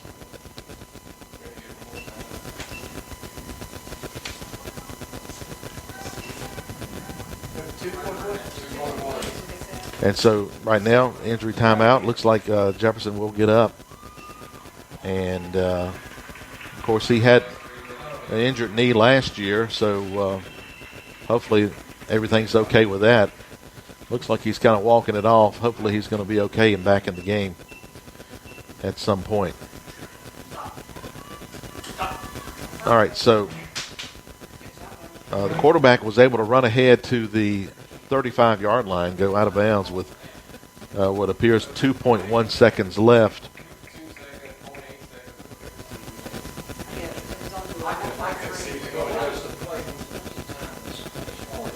.8.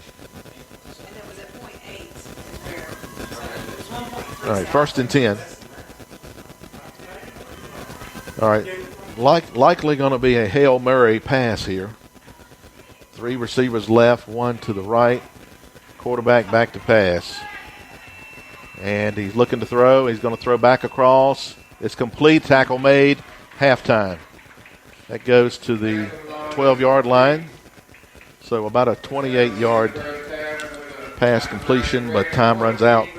So here at half, it's Appomattox 14, Gretna 0. Timeout on the field. Colbert Moran Funeral Home has been a trusted staple in the Gretna community since its founding over 100 years ago. Today, Kenny and Bruce Moran continue that tradition. Many changes have been made to the original structure that you see today, but the pride of a family business founded upon reliable service still remains. Find comfort in the concern, care, and professionalism extended to your family while you're grieving. During these times, trust Colbert Moran Funeral Home on Main Street in Gretna. Call 656-2211 for additional information or online colbertmoran.com. Gretna Drug at the Junction Shopping Center in Gretna has provided trusted prescription services since 1967. They have a 100-day supply of generic prescriptions starting at $10 and also offer flu shots and immunizations. Try Gretna Drug's drive-through prescription service or take advantage of the automated system by calling 656-1251 and your order will be ready when you arrive. Gretna Drug is the headquarters for home health services and supplies and over-the-counter medications. Find them off Highway 40 west of Main Street or check them out online at gretnadrug.com. G&E Performance Center is your one-stop shop for all your cattle needs. Whether you're looking for cattle feed or looking to buy and sell cattle, G&E Performance Center has it all. The G&E Performance Center will be hosting bull sales in November and a heifer sale in March. Stop by the G&E Performance Center, conveniently located at 100 Floyd Bennett Road in Gretna, or give George, Graham, and Ethan Wynn a call at 434-489-4458. The G&E Performance Center is a proud supporter of Gretna Hawks football. Mama Rosa's Italian Restaurant is located on McBride Lane in Gretna. Diego has all your favorites on the menu. Start out with an appetizer, then add a pizza topped the way you like it or a sub. Or enjoy other great Italian fare or maybe a tender juicy steak. And don't forget dessert. It's all delicious. Come in on Monday and Tuesday and get $2 off a perfectly delectable large pizza. Come join us at Mama Rosa's located on McBride Lane in Gretna. Mama Rosa's open late on weekends.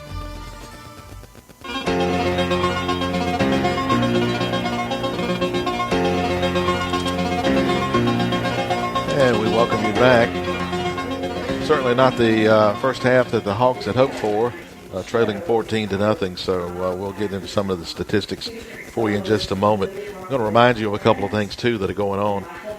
Coming up, and I don't have the information with me tonight, but coming up, the Gretna basketball boosters are having their fundraiser coming up with the alumni game. That is coming up in the weekend after Thanksgiving. So if you are a former alumni and want to be involved in that Gretna Alta Vista alumni game, we'll be getting you some numbers in the next couple of weeks to help you get in contact with who you need to for that. But that's coming up. Always a fun time. And that is coming up in the latter part of November after Thanksgiving. So we also got something on volleyball we want to remind you of, too, in just a moment. But again, our score here at halftime is Appomattox 14, Gretna 0. So the Raiders scored the first 2 times they had the ball, and then they did have to punt one time, and then the clock ran out on them right before halftime, the 4th time they had the ball. Hawks had it first and goal at the 6-yard line once and could not punch it in, and so that's where we stand. You got some numbers? I do. We have a total of 70 yards rushing for Gretna, 42 passing for a total of 112 yards. Appomattox 182 rush, 59 pass, 241. So 112 versus 241. I was looking back at last week's game. At the half, Gretna had 249 yards. William Campbell, they had 231 yards at halftime. At Radford, 117. 314 for Tunstall. And 283 at Brunswick. So this is the lowest. Yeah. Credit to the Raiders defense for being able to limit, really limiting Jordan Berger. Yeah. His runs up the middle that he has been able to do against everybody, but not able to do it. He did some, but not enough tonight. And then, of course, the Gretna defense at this point just really has. It's hard to fight when you're just getting run over, and a lot of the times on defense the Hawks have just gotten run over tonight. So that makes it tough because then you have to start gambling by bringing extra players up that normally would cover the pass just to make the tackles, and then that makes you vulnerable to the pass. So that's a problem, and hopefully the Hawks defensive coaches are going to figure out an answer to here at halftime. Well, I just added up the weight of the line that the offense has to go through, and it's about 1,249 pounds. There's big guys out there, and they are solid, and you just can't bounce off of them. You can't get through them. Well, fortunately, it's just a 14-point deficit, so True. Of course, the Raiders get the ball first. Yes. But if the Hawks can get one touchdown, they're right back in the game. So that's, I'm sure, part of their thought process. And it would have been great if they could have got that one in when they were down near the goal line, but it just didn't work out as the Appomattox defense shut the door on them. But the Hawks have their work cut out for them in the second half, no doubt about it. We wanted to mention something about volleyball. Yes, I have it here. So coming up very soon, October 22nd, the Gretna High School Volleyball will hold its annual Cancer Night. And this year's profile is going to be Caroline's Journey. And they're asking for independent sales reps like those that sell 31 or Mary Kay, Tupperware, that if you'd like to donate an item for the raffle, that you reach out to Jamie Bond Divers. And that if anyone else is interested in being a sponsor or making a donation, please see a volleyball parent or Susan Eanes, Stacy Dalton, Sherry Fortney Edwards. One of those ladies would be very happy to help you in getting that sponsorship set up.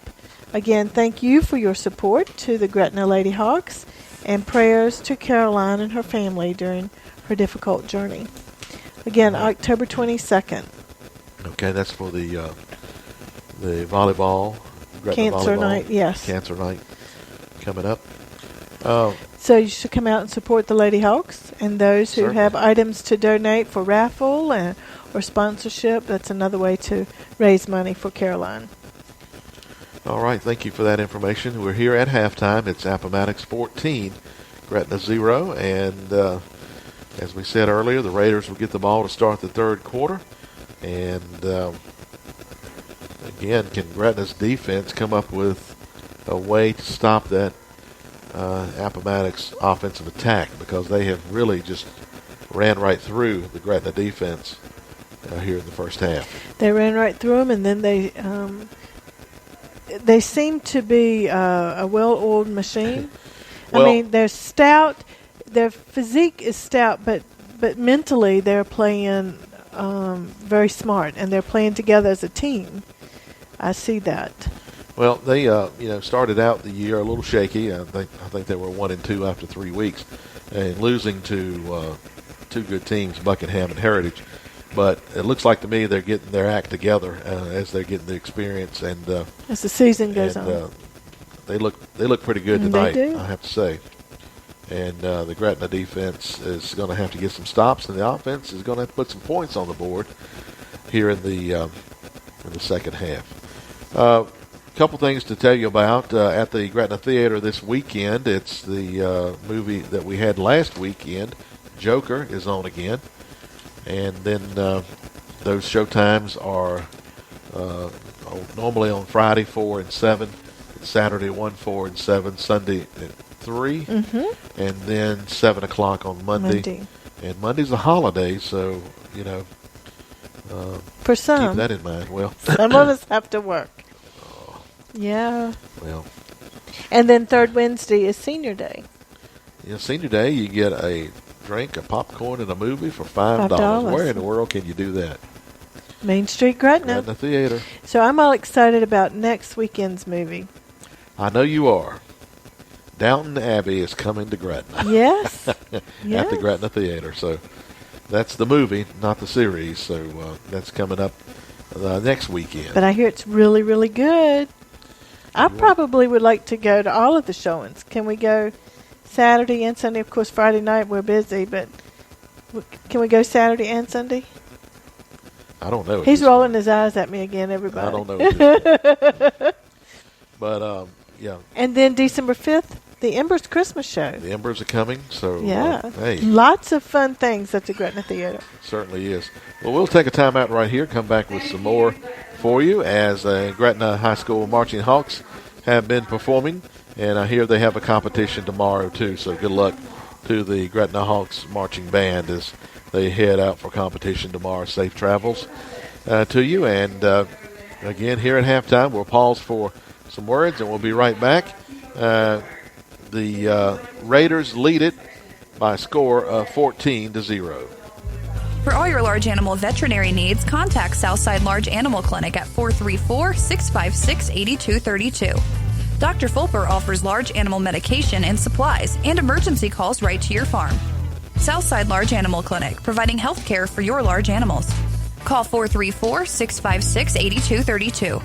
Dr. and Miss P. Fulper, supporting the Gretna Hawks all the way.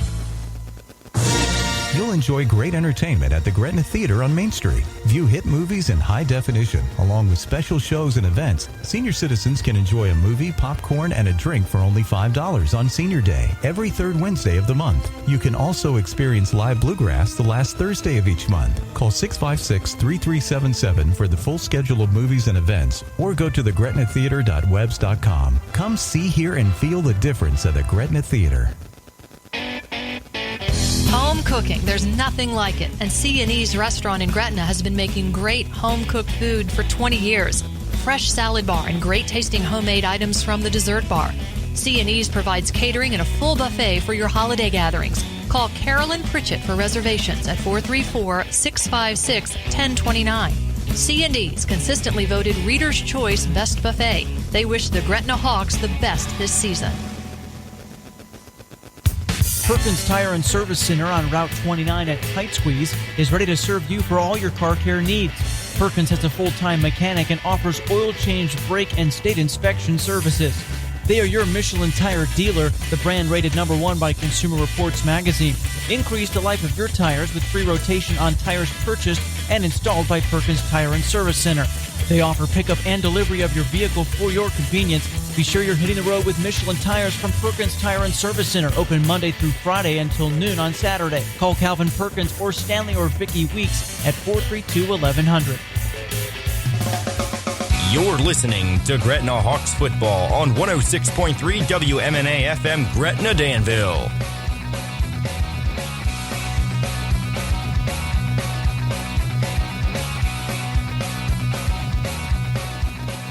And we welcome you back in. Our score here at halftime is Appomattox 14, Gretna 0.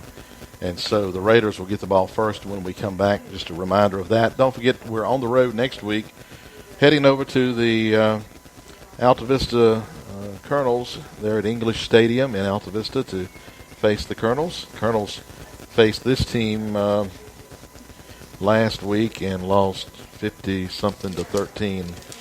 So 56-13. 56 to 13.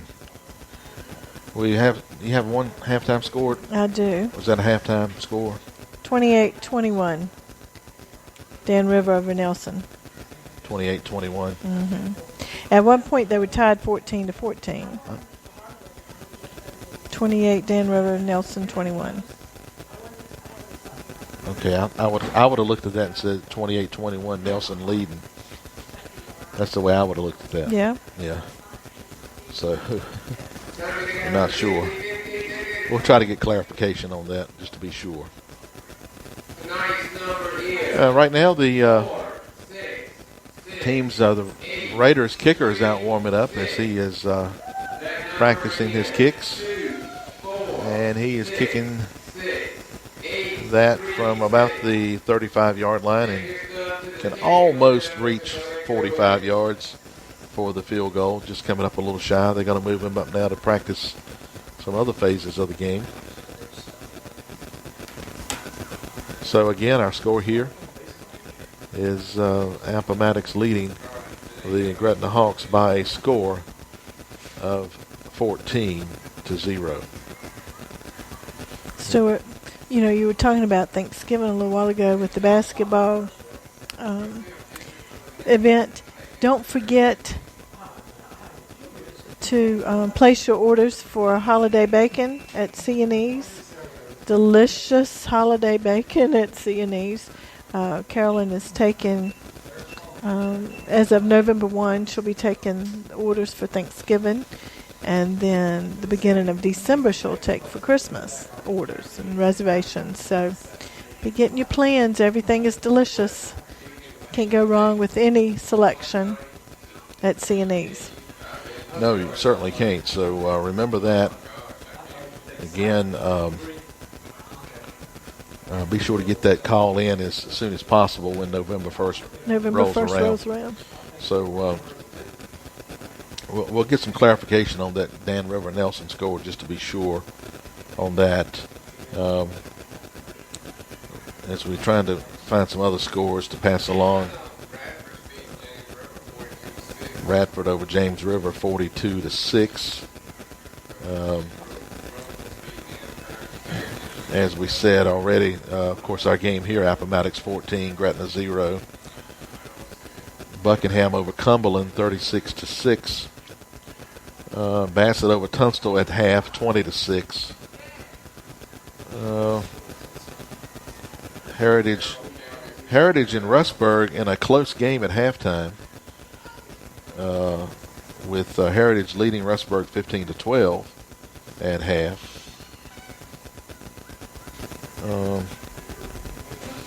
Let's see if we can find any other scores of interest to us locally. Brookville over Amherst, I think 21-0 at half. As we mentioned, Radford over Dan River 42-6. Those are some of the scores that we have for you at the moment. So the next time we're here at Lesterbond Field will be homecoming. That's October 25th. And we'll be hosting Thomas Jefferson out of Richmond. And of course, we don't know anything about them. So, but in 2 weeks, we'll be back here to host Thomas Jefferson out of Richmond. So that'll be the first time that I can recall us playing them. And I don't even know how old of a school that is, but that is coming up on our calendar. But of course, next week we're going to be at Alta Vista to play the Colonels. And I guess this is the first night that it's really felt like a football weather outside. 65 degrees. I was talking today. The weather always changes during football season. It does. Took a little bit longer this year to change, but definitely you can feel the cool weather. And felt a little bit of that last Friday night at Nelson County as well. So, but anyway, here at halftime. Yep, here at halftime, it's again the Appomattox Raiders leading the Gretna Hawks by a score of 14-0. We'll take a timeout. Nelson is up. Okay, Nelson County leads Dan River 28-21. And is that a halftime score? I'm not sure about that. Probably. Let's take a timeout. Kreider Law Office offers more than 30 years of court experience. Henry Kreider specializes in marital and family, law and criminal defense, and other select general practices. Experience you can depend on. That's Henry Kreider with the Kreider Law Office located at 15 Payne Street, Chatham. Give Henry a call, 432-2862. Henry Kreider, a proud supporter of the Gretna Hawks. El Cazadores on North Main Street in Gretna invites you to join your friends tonight after the game. They're open till 11 p.m. El Cazadores is the place for Mexican cuisine and a great environment. Gather with your friends and make new ones while you celebrate another Gretna Hawks win. You can dine inside or kick back on the patio while you enjoy delicious Mexican food. That's El Cazadores, open tonight until 11. Located at 405 North Main Street in Gretna, now featuring additional seating and a banquet hall. See you there tonight. And we welcome you back as they quickly get out ready to kick the ball off here, as we were listening there to those commercials. And thanks to all of our sponsors for making these broadcasts possible. We appreciate it so much. And we just ask that those who are listening support our sponsors as much as you can. We appreciate that very much. All right, here's Gretna to kick off. This one a little squib kick. Takes a nice hop and picked up at the 32, ahead to about he's off to the races, cross midfield, finally brought down near the 45-yard line, and he just came out of a group there. I didn't even see the number of the return man. But again, kickoff returns has been a big issue for Gretna. 23 yards. Takes it to the 46-yard line. So 1st and 10 for the Raiders on the Gretna side of the ball, and that is not what the Hawks were hoping for there. All right, we'll see if the Gretna defense has some answers here against the Raiders. If they can get a good stop and get some momentum for the offense, it would be great. 1st and 10 at the Gretna 45. Quarterback's going to hand it off. It's Ferguson ahead for looks like about 5 yards. 15 Ferguson with a carry. And again, when you get 5 yards on first down, that makes everything a lot easier. And he got closer to 6 yards. Up to the 40-yard line, so 2nd and 4.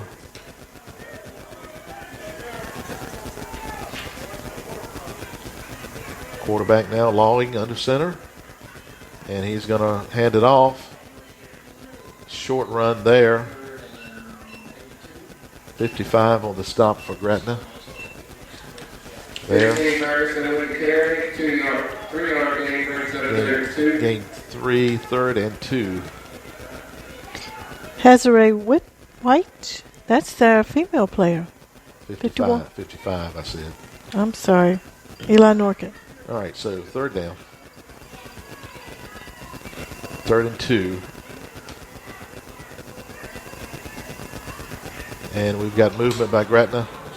Offsides going to be the call. Number 74. Good to see him back on the field after being injured right before halftime. That's Jefferson.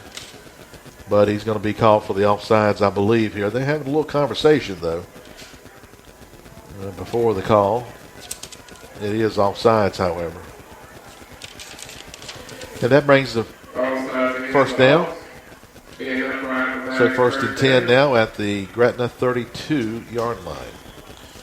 Raiders just basically just methodically marching down the field, and they start right back where they left off in the first half. 1st down. Quarterback running the option pitches. Nice job there by the Gretna defense to cover the pitch man, and they'll lose about 3 yards on that.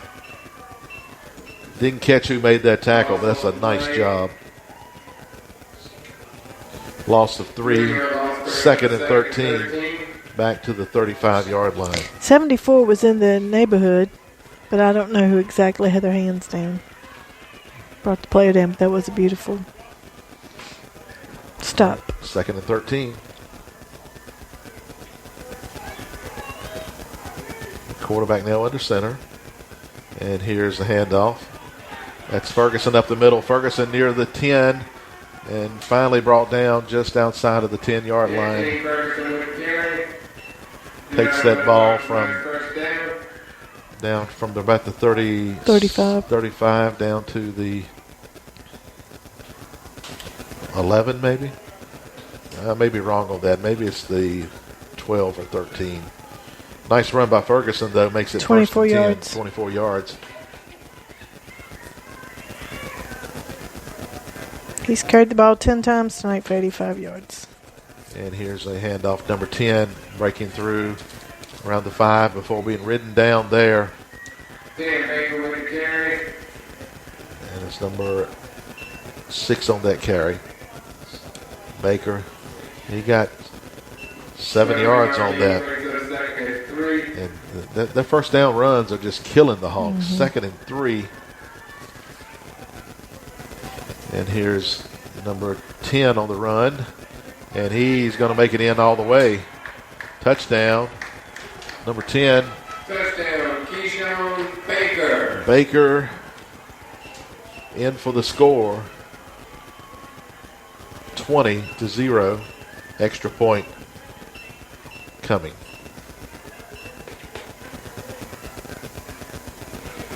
Again, this Appomattox Raiders offense been pretty impressive to me tonight. They've done exactly what they wanted to do.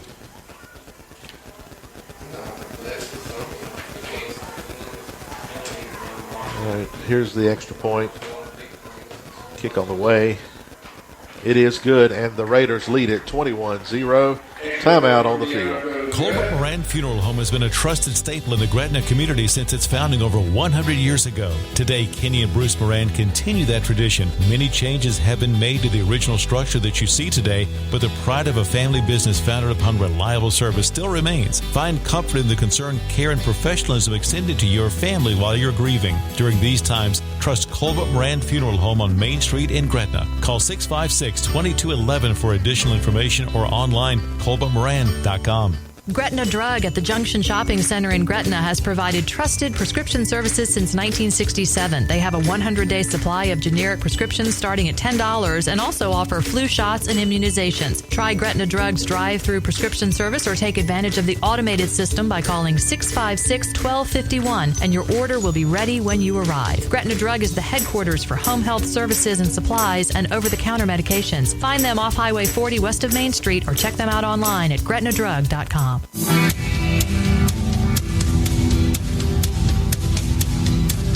And we welcome you back. The Raiders marched it right down the field after a nice kickoff to start things. They got the ball at the Gretna 45 and they took it on down for the score and lead it now 21-0. They've scored every time they've possessed the ball. Punted one time. All right, here's the kick. Bianco is going to Griffin. Griffin takes it at the 5. And no blocker, so Griffin's going to have to do it all on his own. And he's going to be stood up and pushed back at the 20. I hope he holds on to that ball with both hands. Well, I'm looking, and all of the Gretna players are over on the far side, looking like they were setting up to block over there, but Griffin is over on the right side. So is he getting up? Is he okay? I think he's get up? Still down. I mean, there was a sea of white jerseys around him. No blue. He was the only blue. He is still down. There was no. Now Griffin's not down. Griffin is up. So that's another Gretna player. Griffin's up, but he doesn't appear to be feeling well either. But let's check this. That I cannot catch that number. Maybe 6. Kyle Durham. Looks like he's walking it off there. Kyle Durham. Looks like maybe he has a twisted knee or something. So he's walking it off at this point. Good to see him up and moving. And he was injured right around the same area that Griffin was tackled. So 1st and 10, ball just kissing the 20-yard line for Gretna. So they've got 80 yards here to try to put a dent in this Appomattox 21-0 lead. And here's handoff. That's Jordan Berger ahead for short yardage.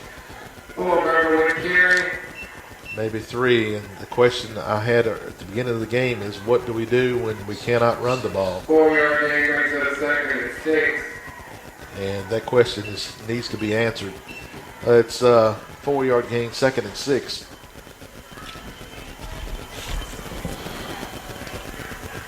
Raiders defense has done something that nobody else has been able to do this year, and that's to control the line of scrimmage against the Gretna offense. Here's Mavens on a pitch to his brother Cameron. Cameron, again, just stood up there. Nice form tackle by number 21. He also tackle. had help by number 2 and 21 brought him down. So Mavens gets a nice run on it, but still 4 yards short of the first down. So third down play, and this is a big third down play. You hate to say it, but if you have to punt it right here, you're going to have Appomattox right back on your doorstep. So they really need to convert here on 3rd and 4.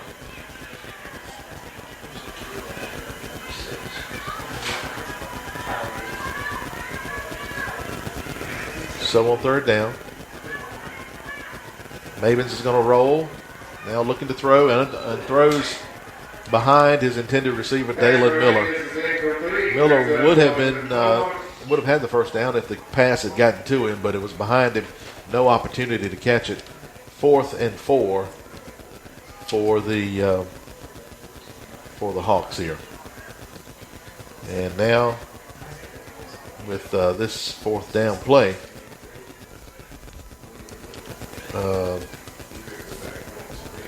DeAndre Miller comes in to kick. I think that's Pulliam to receive the kick. And here's the snap. No pressure. Nice kick by Miller. And it's not going to be returned. It's going to take a nice hop as well. Going to go all the way inside of the 30-yard line at the 29. So that ball goes from the 25 to the 29. So that is, let's add that up. 25 to the 29. It's 46-yard punt. Nice job by Miller. That helps a whole lot because I had mentioned they're going to be backed up. He gets a good kick out of there, then no return plus an extra roll on it. Probably the best you could have hoped for out of that situation. Raiders have it 1st and 10 at their 29-yard line. Now if your defense can come up with something here, give your offense a chance. First down, Lawing under center. And here's a handoff. That's Ferguson ahead for 6 or 7 yards. 15 Ferguson with a carry. Raiders just winning on first down just about every time.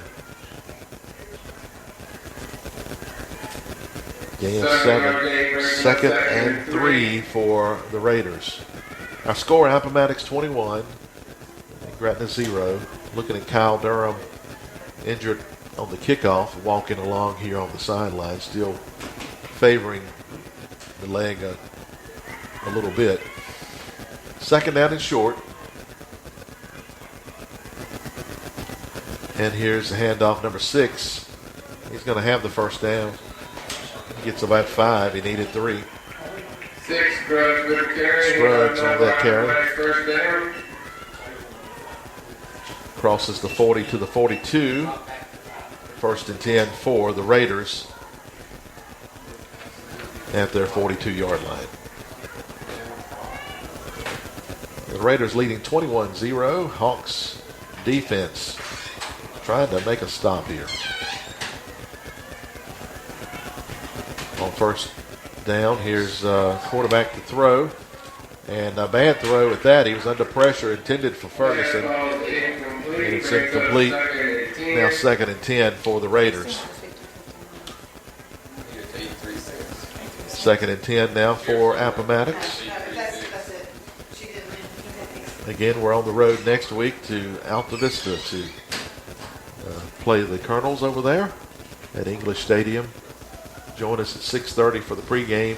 Kickoff at 7 here on 106.3 FM. 2nd and 10.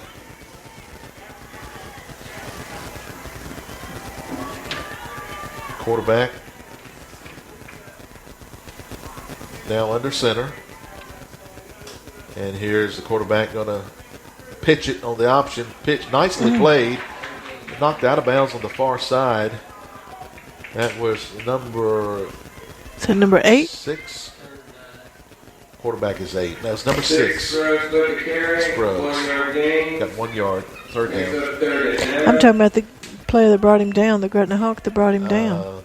Not sure. On Yeah. the far side, I think it was 50-something. Number 2.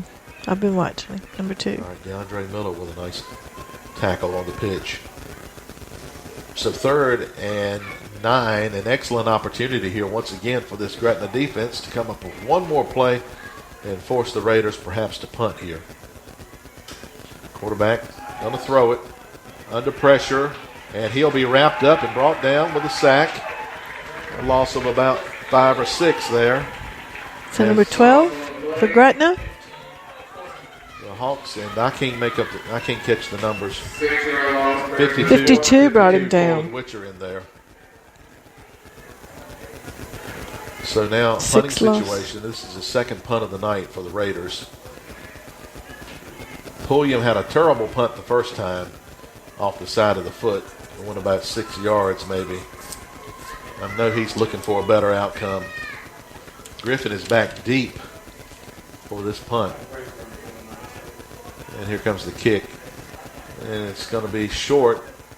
Take a sideways hop. Now roll towards the Gretna goal and down at the 21. So a nice job that time by Pulliam. As the Hawks will start from their 21 here in the third quarter. Raiders have put points on the board in the third. Hawks still looking to get some points on the board. Our score, Appomattox 21, Gretna 0. 4:55 on the clock. 4:55 to go in this third quarter. And remember, there's going to be a little excitement in the fourth quarter. That's right. The cheerleaders have been throwing out footballs and cups and also glow sticks. Yeah. So we have glow necklaces, glow glasses in the audience. All right, here's a handoff. And again, that's up the middle. And here's what the Hawks are going to have to figure out is what to do when you cannot run the ball. Because when you get in the playoffs, you're going to be faced with things like this. There are going to be times when you cannot run the ball.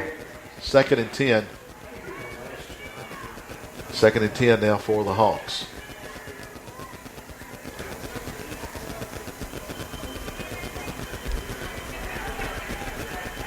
Going to have to certainly mix in more passing than they're doing.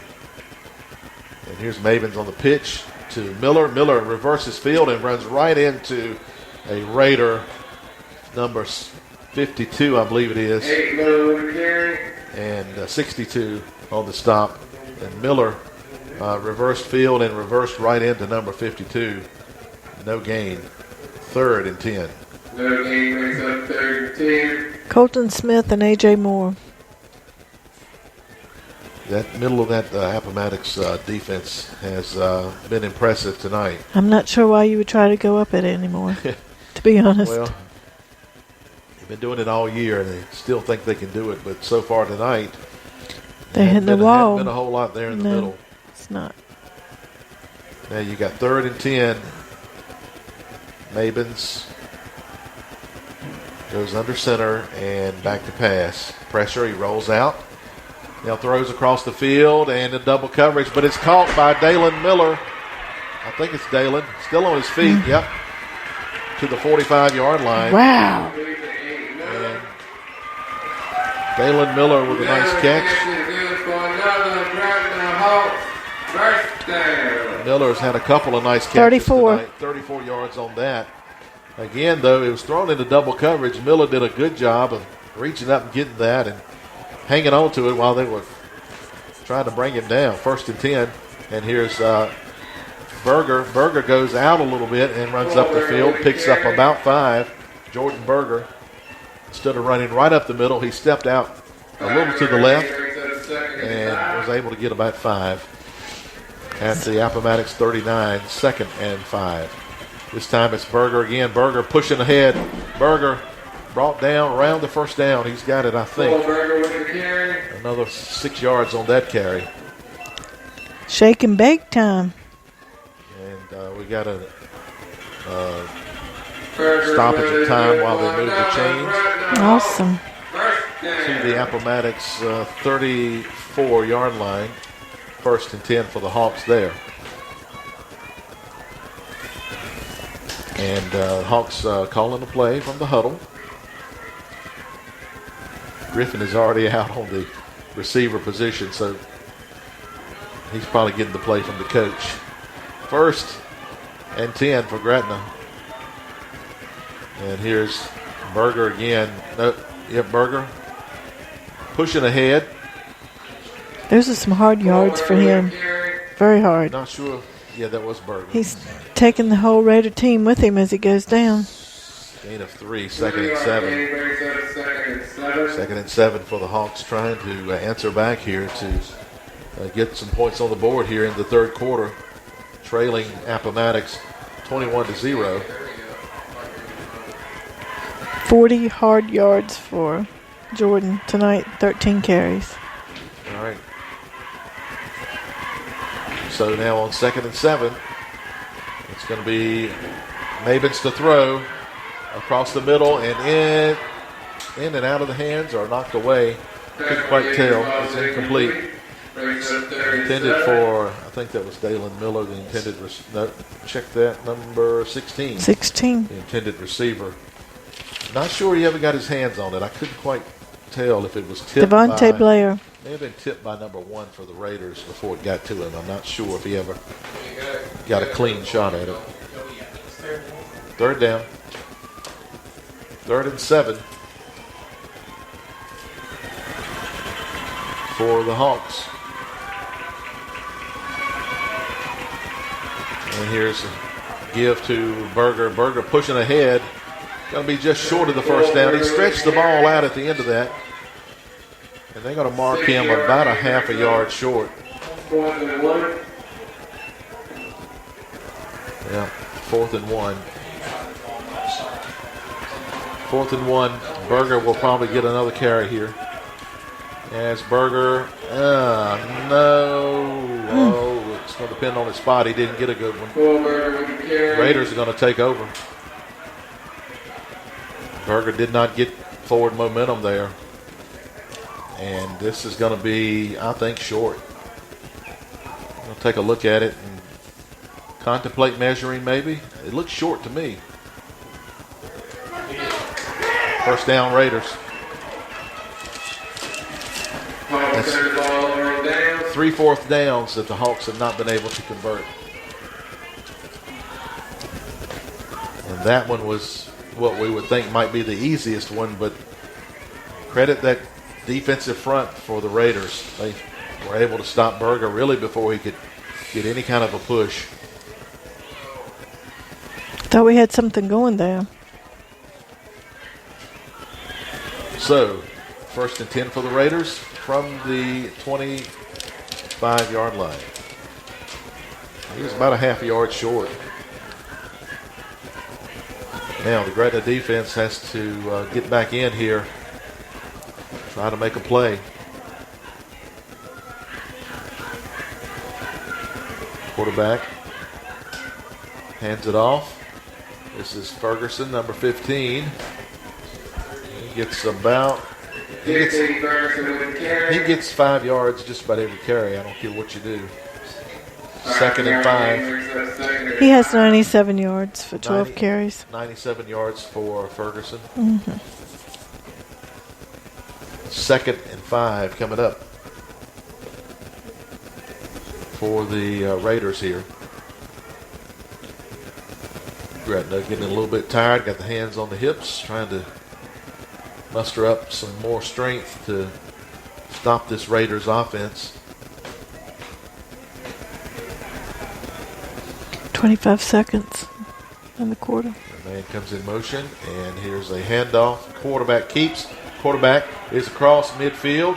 He's got a blocker in front of him to the 40, and will be caught and brought down around the 32-yard line there as he takes it from the 30.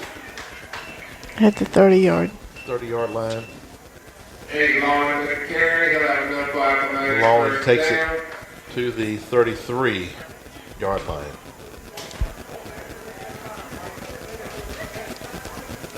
37. 37 yards.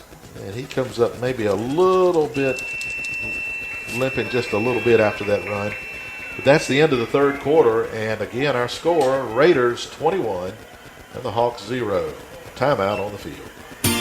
G&E Performance Center is your one-stop shop for all your cattle needs. Whether you're looking for cattle feed or looking to buy and sell cattle, G&E Performance Center has it all. The G&E Performance Center will be hosting bull sales in November and a heifer sale in March. Stop by the G&E Performance Center, conveniently located at 100 Floyd Bennett Road in Gretna, or give George, Graham, and Ethan Wynn a call at 434-489-4458. The G&E Performance Center is a proud supporter of Gretna Hawks football. Mama Rosa's Italian Restaurant is located on McBride Lane in Gretna. Diego has all your favorites on the menu. Start out with an appetizer, then add a pizza topped the way you like it or a sub. Or enjoy other great Italian fare or maybe a tender juicy steak.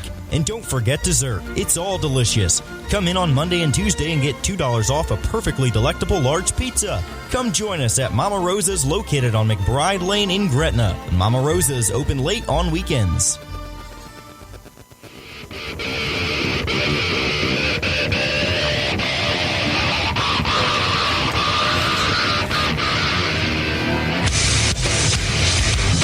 And welcome back.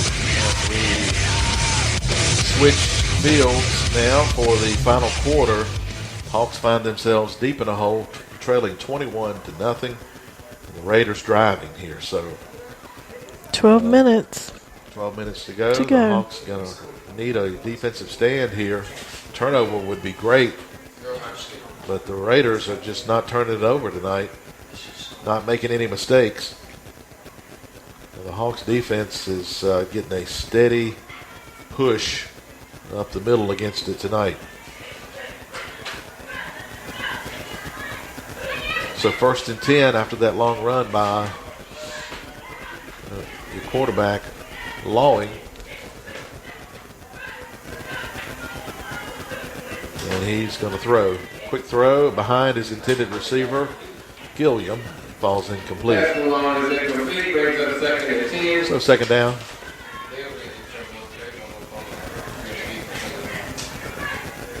Second and 10.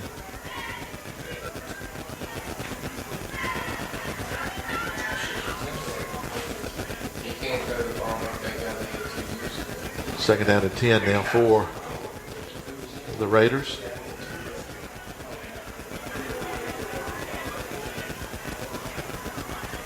Lawing. They're taking their time. Now on 2nd down.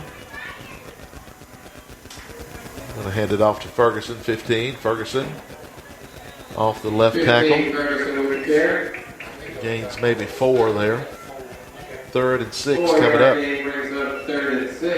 101 yards for him. Be interesting to see here if they don't convert, if they'll try the field goal. We'll see. 3rd and 6.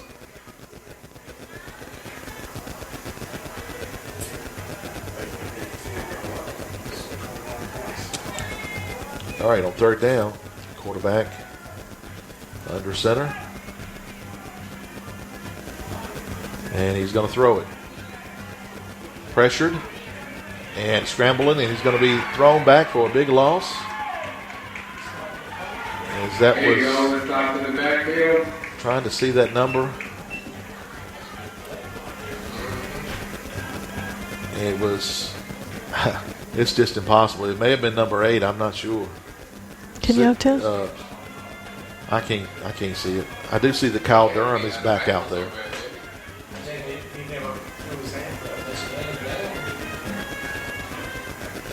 I think that may have been going to say it was Dalen. No, it wasn't Dalen Miller. I really don't know who it was, but a nice play. So we lost. He lost like 10 yards on it, maybe more, 12. And here comes the kick by Gilliam, trying to pin Gretna back here, and looks like he probably has done so. Gets a sideways roll and will roll dead at the 11-yard line. So the Hawks have 89 yards to go here for a score to get on the board.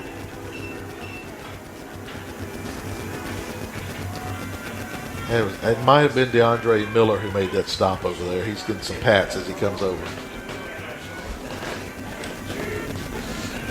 I love the color of the jersey, but you can't read the number. It's out there under the lights. You just can't read it.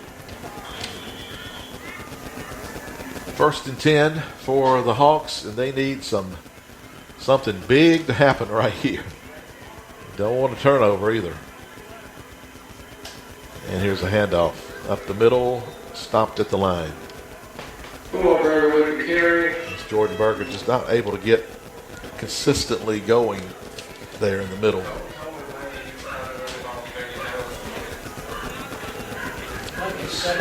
Second down and short 10.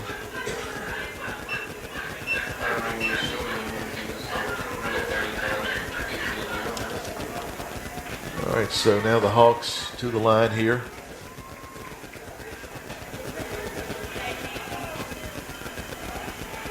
And they're going to pitch it. And that's Miller, nowhere to go. Reverses field, though. Got something happening. He's up to the 20 and brought down at the 27-yard line. That's enough for a first down.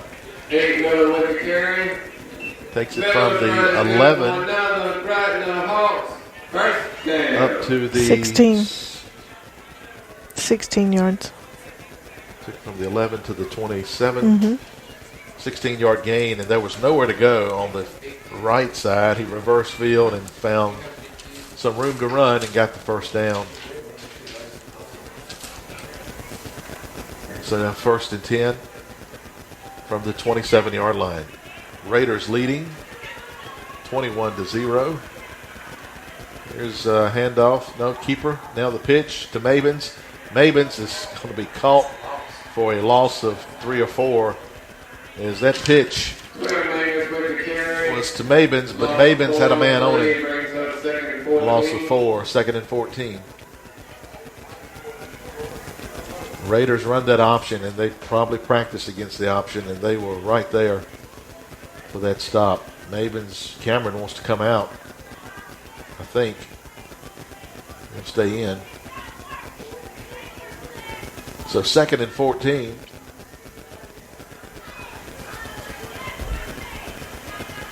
Probably perhaps a passing situation here. And here's a reverse. They run the reverse. This is Mabins. Cameron Mabins caught by the shirt, but he gets away. In some traffic there and finally knocked down. He's going to be short of the first down, but a nice run up to the 32. 9 yards. 3rd and 5, third and 4. So give him 10 yards on that. So 3rd and 4, and Mabins comes to the sideline, gets to play.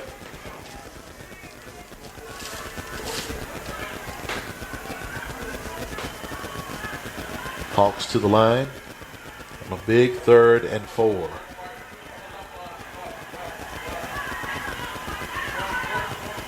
All right, here's Mabins to run it to keep. Mabins will have the first down. He fumbled the ball. They say it's down, though. They ruled him down. So he's got the first down. He's hurt, too. He gained about 7. Looks like slow getting up. Possibly fell on the ball. We'll see. Mabins is up slowly. I think he said he hit his elbow. Probably hit his funny bone. That made him lose the ball. So he'll have to come out here, and I guess they'll go maybe to a direct snap to DeAndre Miller, maybe? Miller comes in. So he got the first down to the 40-yard line. Got what probably is a stinger. They're working on him over there on the sideline. DeAndre Miller in at quarterback, and here's the handoff. And this is Dalen Miller ahead for about 9 yards. Dalen Miller to the 49. 9-yard gain brings it a 2nd and 1. Looks like DeAndre will stay in at least another play. Tavron Maven's getting a drink of water.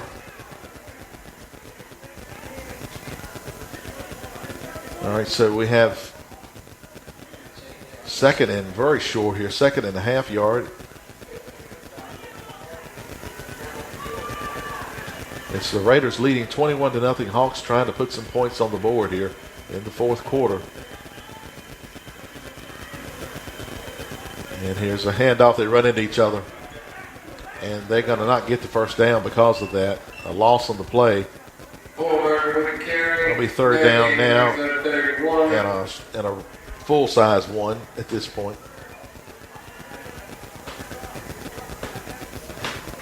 So 3rd down. And Mavens comes back into the game after that little stinger on the elbow.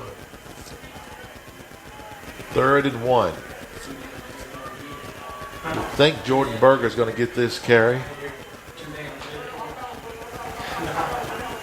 Straight ahead, Mavens gets through the line, stays on his feet, and brought down after about a 4-yard gain. That was Mavens who ran the quarterback sneak. So 1st and 10 at the 47-yard line of Appomattox. Again, the Hawks trailing 21-0, just trying now to put some points on the board. 5:07 on the clock. 5:07 to go in this game. It's been a quick one. Not even 9 o'clock yet. 1st and 10. We may try to get a score update. Here's a reverse. This is Mavens coming out of the reverse. Ahead for maybe 2 or 3. 3-yard gain brings up 2nd and 7. And a 3 for Mavens. That was Cameron Mavens on the reverse. 2nd down.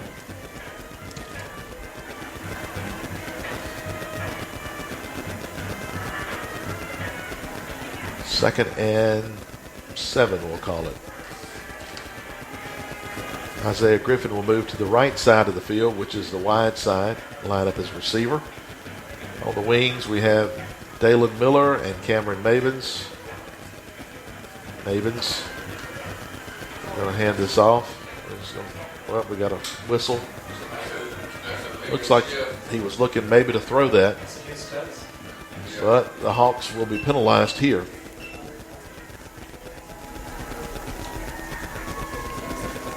So 2nd and 7 will become 2nd and 12. Illegal procedure against the Hawks. 4 minutes to go. 4 minutes left in this game. Hawks trying to at least put some points on the board here.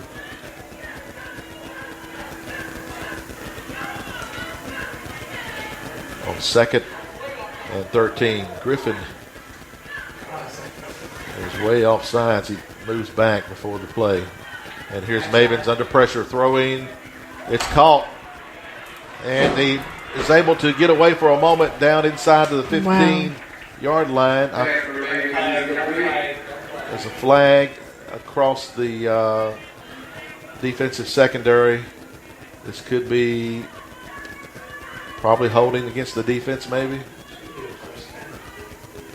All right. So Miller, was that Miller on that catch? I think so. Coming back up the field. I have that as a 41-yard pass. All right, we're still waiting to see. It is Dalen Miller on the catch.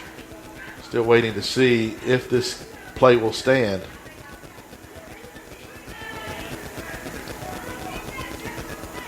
Waiting for the official. make a call. They're going to pick that flag up and they're going to mark it off against Gretna. Personal foul. I don't know what that call was. So no good on the play. 15-yard penalty. So personal foul there. Makes it 2nd and 11.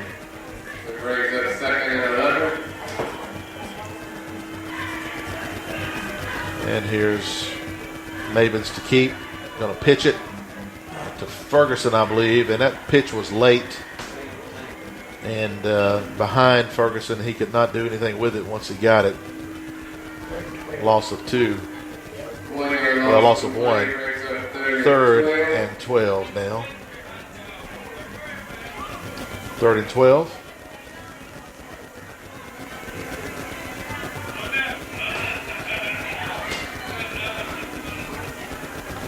On 3rd down.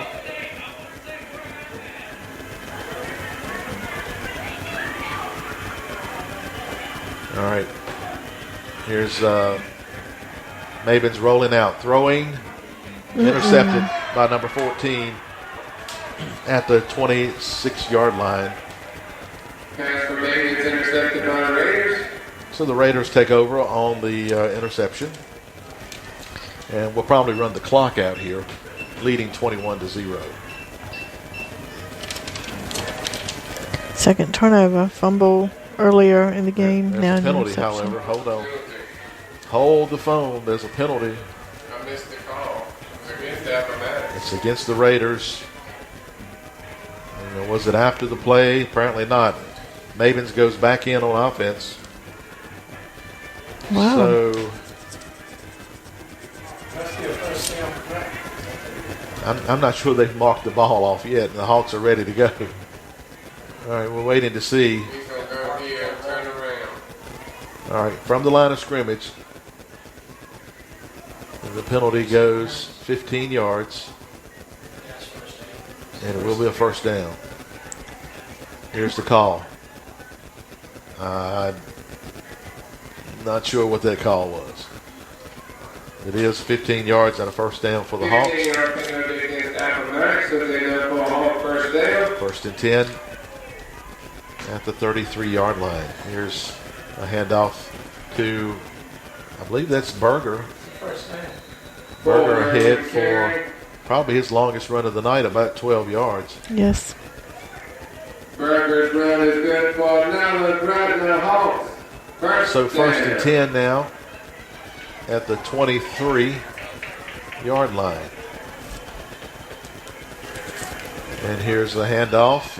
Not going anywhere on this one as the Raiders defensive line will quickly collapse in on Jordan Berger. 2 minutes. 2 minutes to go. 2nd and 11 now for the Hawks. Trailing 21-0. Just trying to get some points on here before the clock goes to 0.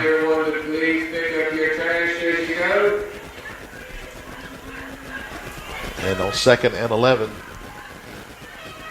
Mavens hands off, dropped it, fumble picked up though. Mavens picks it up, spins, and he's off to the races. That's going to be Cameron Mavens in on the score. From 24 yards, Mavens dropped the handoff. It bounced right back up to him. He did a 360 and hit it around the left end, basically untouched.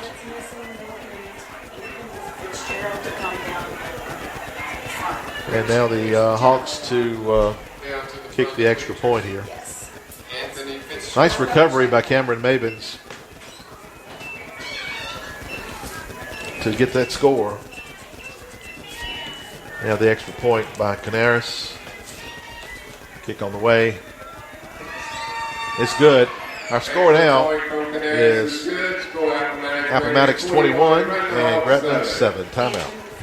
For all your large animal veterinary needs, contact Southside Large Animal Clinic at 434-656-8232. Dr. Fulper offers large animal medication and supplies and emergency calls right to your farm. Southside Large Animal Clinic, providing health care for your large animals. Call 434-656-8232. Dr. and Miss P. Fulper, supporting the Gretna Hawks all the way. You'll enjoy great entertainment at the Gretna Theater on Main Street. View hit movies in high definition, along with special shows and events. Senior citizens can enjoy a movie, popcorn, and a drink for only $5 on Senior Day, every third Wednesday of the month. You can also experience live bluegrass the last Thursday of each month. Call 656-3377 for the full schedule of movies and events, or go to thegretnatheater.webs.com. Come see, hear, and feel the difference at the Gretna Theater.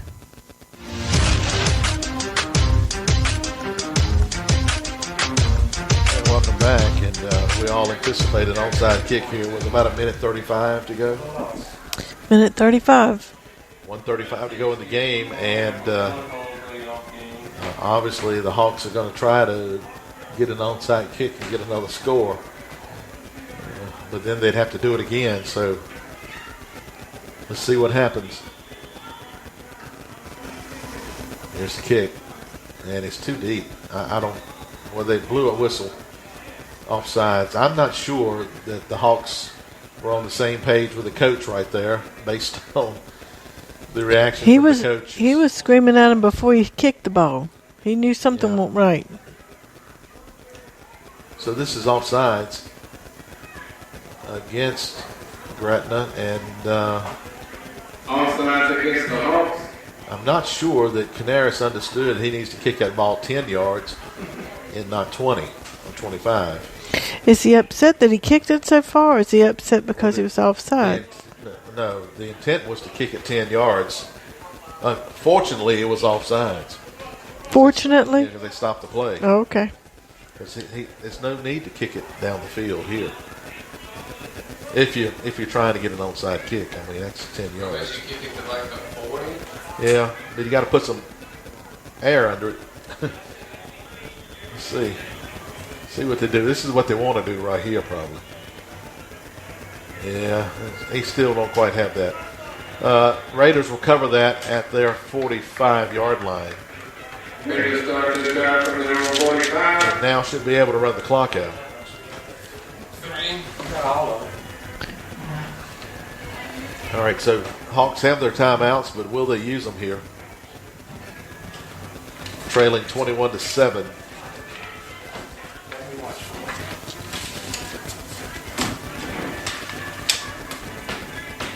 Impressive game by the Raiders. They built an early lead in that first half and coasted really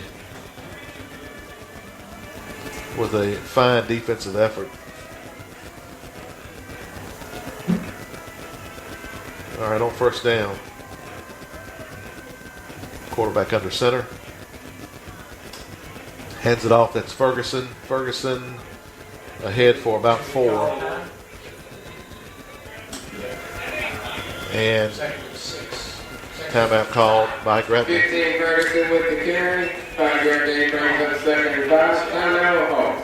A reminder that Roland's Automotive at 225 People's Supply Road in Gretna can handle all of your automobile care needs, from foreign to domestic models, minor to major engine repair, custom exhaust systems, air conditioning service, computerized diagnostics, wheel balancing, brakes, shocks, tune-ups, fuel injection cleaning, radiators, oil changes. They can do it all for you at Roland's Automotive. Check them out. Robert Roland. Give them a call, 656-0040. Again, they're located at 225 People's Supply Road in Gretna. All right, so 2nd and 6 for the Raiders. On 2nd down.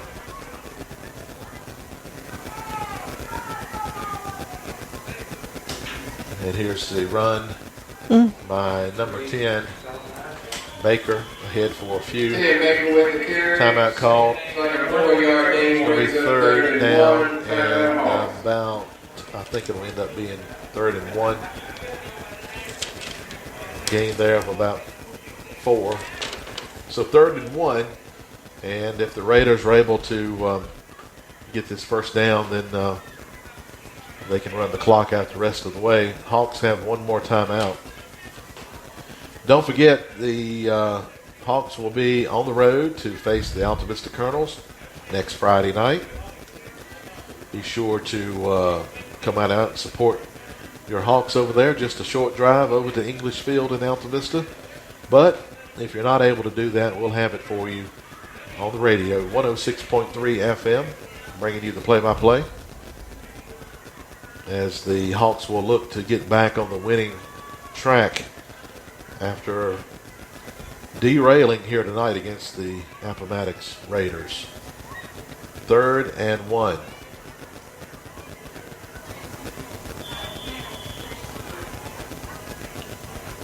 On 3rd down,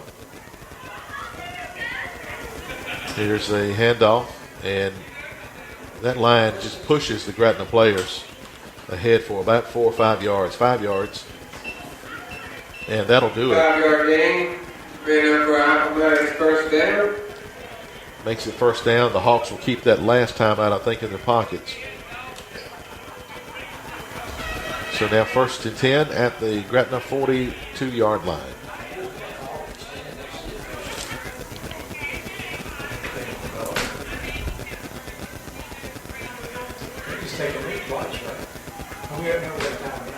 Now 1st and 10 for the Raiders. Taking their time. Victory formation. They'll take a knee, and that'll probably do it. Yes, the clock is running. 41 seconds. All right.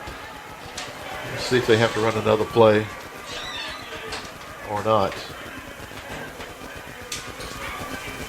Gretna players are coming off the field. All right, it looks like that's going to do it. Oh, that was right. That was yours. It looks like our final score is going to be Appomattox 21 and Gretna 7 as the clock winds down. Handshake's already beginning. And certainly a disappointment for the Gretna Hawks tonight. Feeling like they had an opportunity to win this one, but really the Raiders marched down the field in the first quarter and never looked back. And stretched it out to a 21-0 lead. The Hawks answered with a late touchdown, but it was too little too late, as the Hawks record now drops to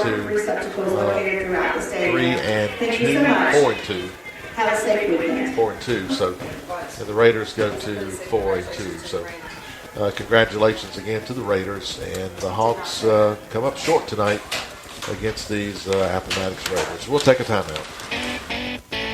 Home cooking, there's nothing like it. And C&E's restaurant in Gretna has been making great home-cooked food for 20 years.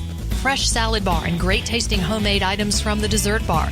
C&E's provides catering and a full buffet for your holiday gatherings. Call Carolyn Pritchett for reservations at 434-656-1029. C&E's consistently voted Reader's Choice Best Buffet. They wish the Gretna Hawks the best this season.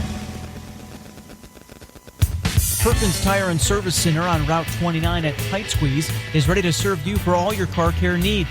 Perkins has a full-time mechanic and offers oil change, brake, and state inspection services. They are your Michelin tire dealer, the brand rated #1 by Consumer Reports magazine. Increase the life of your tires with free rotation on tires purchased and installed by Perkins Tire and Service Center. They offer pickup and delivery of your vehicle for your convenience. Be sure you're hitting the road with Michelin tires from Perkins Tire and Service Center, open Monday through Friday until noon on Saturday. Call Calvin Perkins or Stanley or Vicky Weeks at 432-1100. Kreider Law Office offers more than 30 years of court experience. Henry Kreider specializes in marital and family, law and criminal defense, and other select general practices. Experience you can depend on. That's Henry Kreider with the Kreider Law Office located at 15 Payne Street, Chatham. Give Henry a call, 432-2862. Henry Kreider, a proud supporter of the Gretna Hawks. El Cazadores on North Main Street in Gretna invites you to join your friends tonight after the game. They're open till 11 p.m. El Cazadores is the place for Mexican cuisine and a great environment. Gather with your friends and make new ones while you celebrate another Gretna Hawks win. You can dine inside or kick back on the patio while you enjoy delicious Mexican food. That's El Cazadores, open tonight until 11. Located at 405 North Main Street in Gretna, now featuring additional seating and a banquet hall. See you there tonight. You're listening to Gretna Hawks football on 106.3 WMNA FM Gretna Danville. And we'll welcome you back in. Again, disappointing certainly for the Gretna Hawks tonight as they fall to the Appomattox Raiders by a score of 21-7. And the Raiders had a couple of scores there in the first half. Hawks got close one time in the first half, at first and goal at the 6, could not get it in. Then the Raiders added one score in the second half and pushed ahead for their final tally of 21-7. Working on some final stats for you, and we'll have those for you momentarily. Don't forget, we're on the road next week to face the Alta Vista Colonels. And so we'll be heading over to across the river, as they say, next Friday night for a matchup with the Colonels. All right, what we got here? Okay, so we'll go with Gretna. They had a total of 176 rushing yards. Of course, these are unofficial stats. 176 rushing yards, 76 passing, 252 yards total, 40 yards in penalties. Appomattox rushed for 289 yards. They passed for 59, a total of 349 yards, 45 yards in penalties. I did not count Isaiah Griffin's kickoff yardage. Do you wish that? No? Okay. So we had a fumble. Appomattox showed up to win, and they did. Well, they just dominated the they line did. of scrimmage, and when you do that, it makes it very difficult.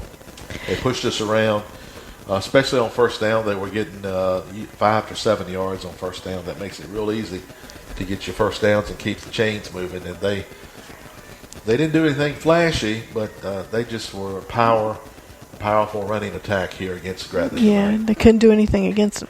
So you probably will roll your eyes at me again on this comment. Usually you can tell who's going to win the game at the beginning. Yeah? Do you agree with me? Disagree? No. I can, because the team is like pumped up. And you remember you said they were jumping up, they were pumping up. You could tell they were ready to play. Well, I think Gretna was ready to play. They just got pushed around by a bigger team. So, are you talking about weight-wise? Yeah, I mean, we got pushed off the line. So, all the time. So that, when that happens, it's hard to do anything because they don't have to throw it. They threw it occasionally, but they were able to run it. We were not able to run it, and we needed to be able to throw it, and we didn't throw it enough. Couldn't do either. So yeah. we got Couldn't down do there. either When way. you get down at your opponent's 6-yard line, first and goal, if you can't run the ball for 4 times to get 6 yards, then you know that the other team is controlling that line of scrimmage. Right. That's what happened tonight, I think. Wow. But they showed up to win, and they did. Appomattox. Gretna was stopped running the ball for the first time this year. They've been able to run the ball against every opponent, but we're not really able to do it effectively against the Raiders. So what do you work on this week to meet Alta Vista next week? Appomattox is the best team we've played this year. So that just shows you where you need to get to. Hawks are not there yet, so you work on all facets of the game, and you try to be better in the trenches, as they say, because we got pushed around tonight. First time that's happened this year. Yeah, they held Jordan to 56 yards. I mean, he's up in the hundreds. And he runs right in the middle of the field, so that's where they were strong. And we just didn't have an answer for that, and we threw it some, but not enough. 2 times for 76 yards. Well, we threw it a few more, but those were the completions. Yeah. But anyway, it was just a tough one because the Hawks felt like that this was their year to beat the Raiders, but it just didn't happen. So congratulations to the Raiders. I know it'll be a happy ride home for them as they head back tonight. Safe and the Hawks, travels. In the playoffs, you could see them again. So that's true. You got to think about that. And the coaches need to think about that too and try to come up with a way to neutralize some of that Appomattox strength along that front line. So those are some lessons that we have to take from tonight's game. Again, It was the Raiders with a 21-7 win over the Hawks. And you heard it right here on 106.3 FM. And again, we're on the road next week. Tune in at 6:30 for the pregame show, kickoff at 7, as we bring you the action from English Field in Alta Vista. Until then, we'll talk to you next Friday night. Thanks to our sponsors. Thanks for those listening back home. And thanks to our players as well, because they played their hearts out, but just got pushed around tonight. So, again, our final score, Appomattox 21, Gretna 7.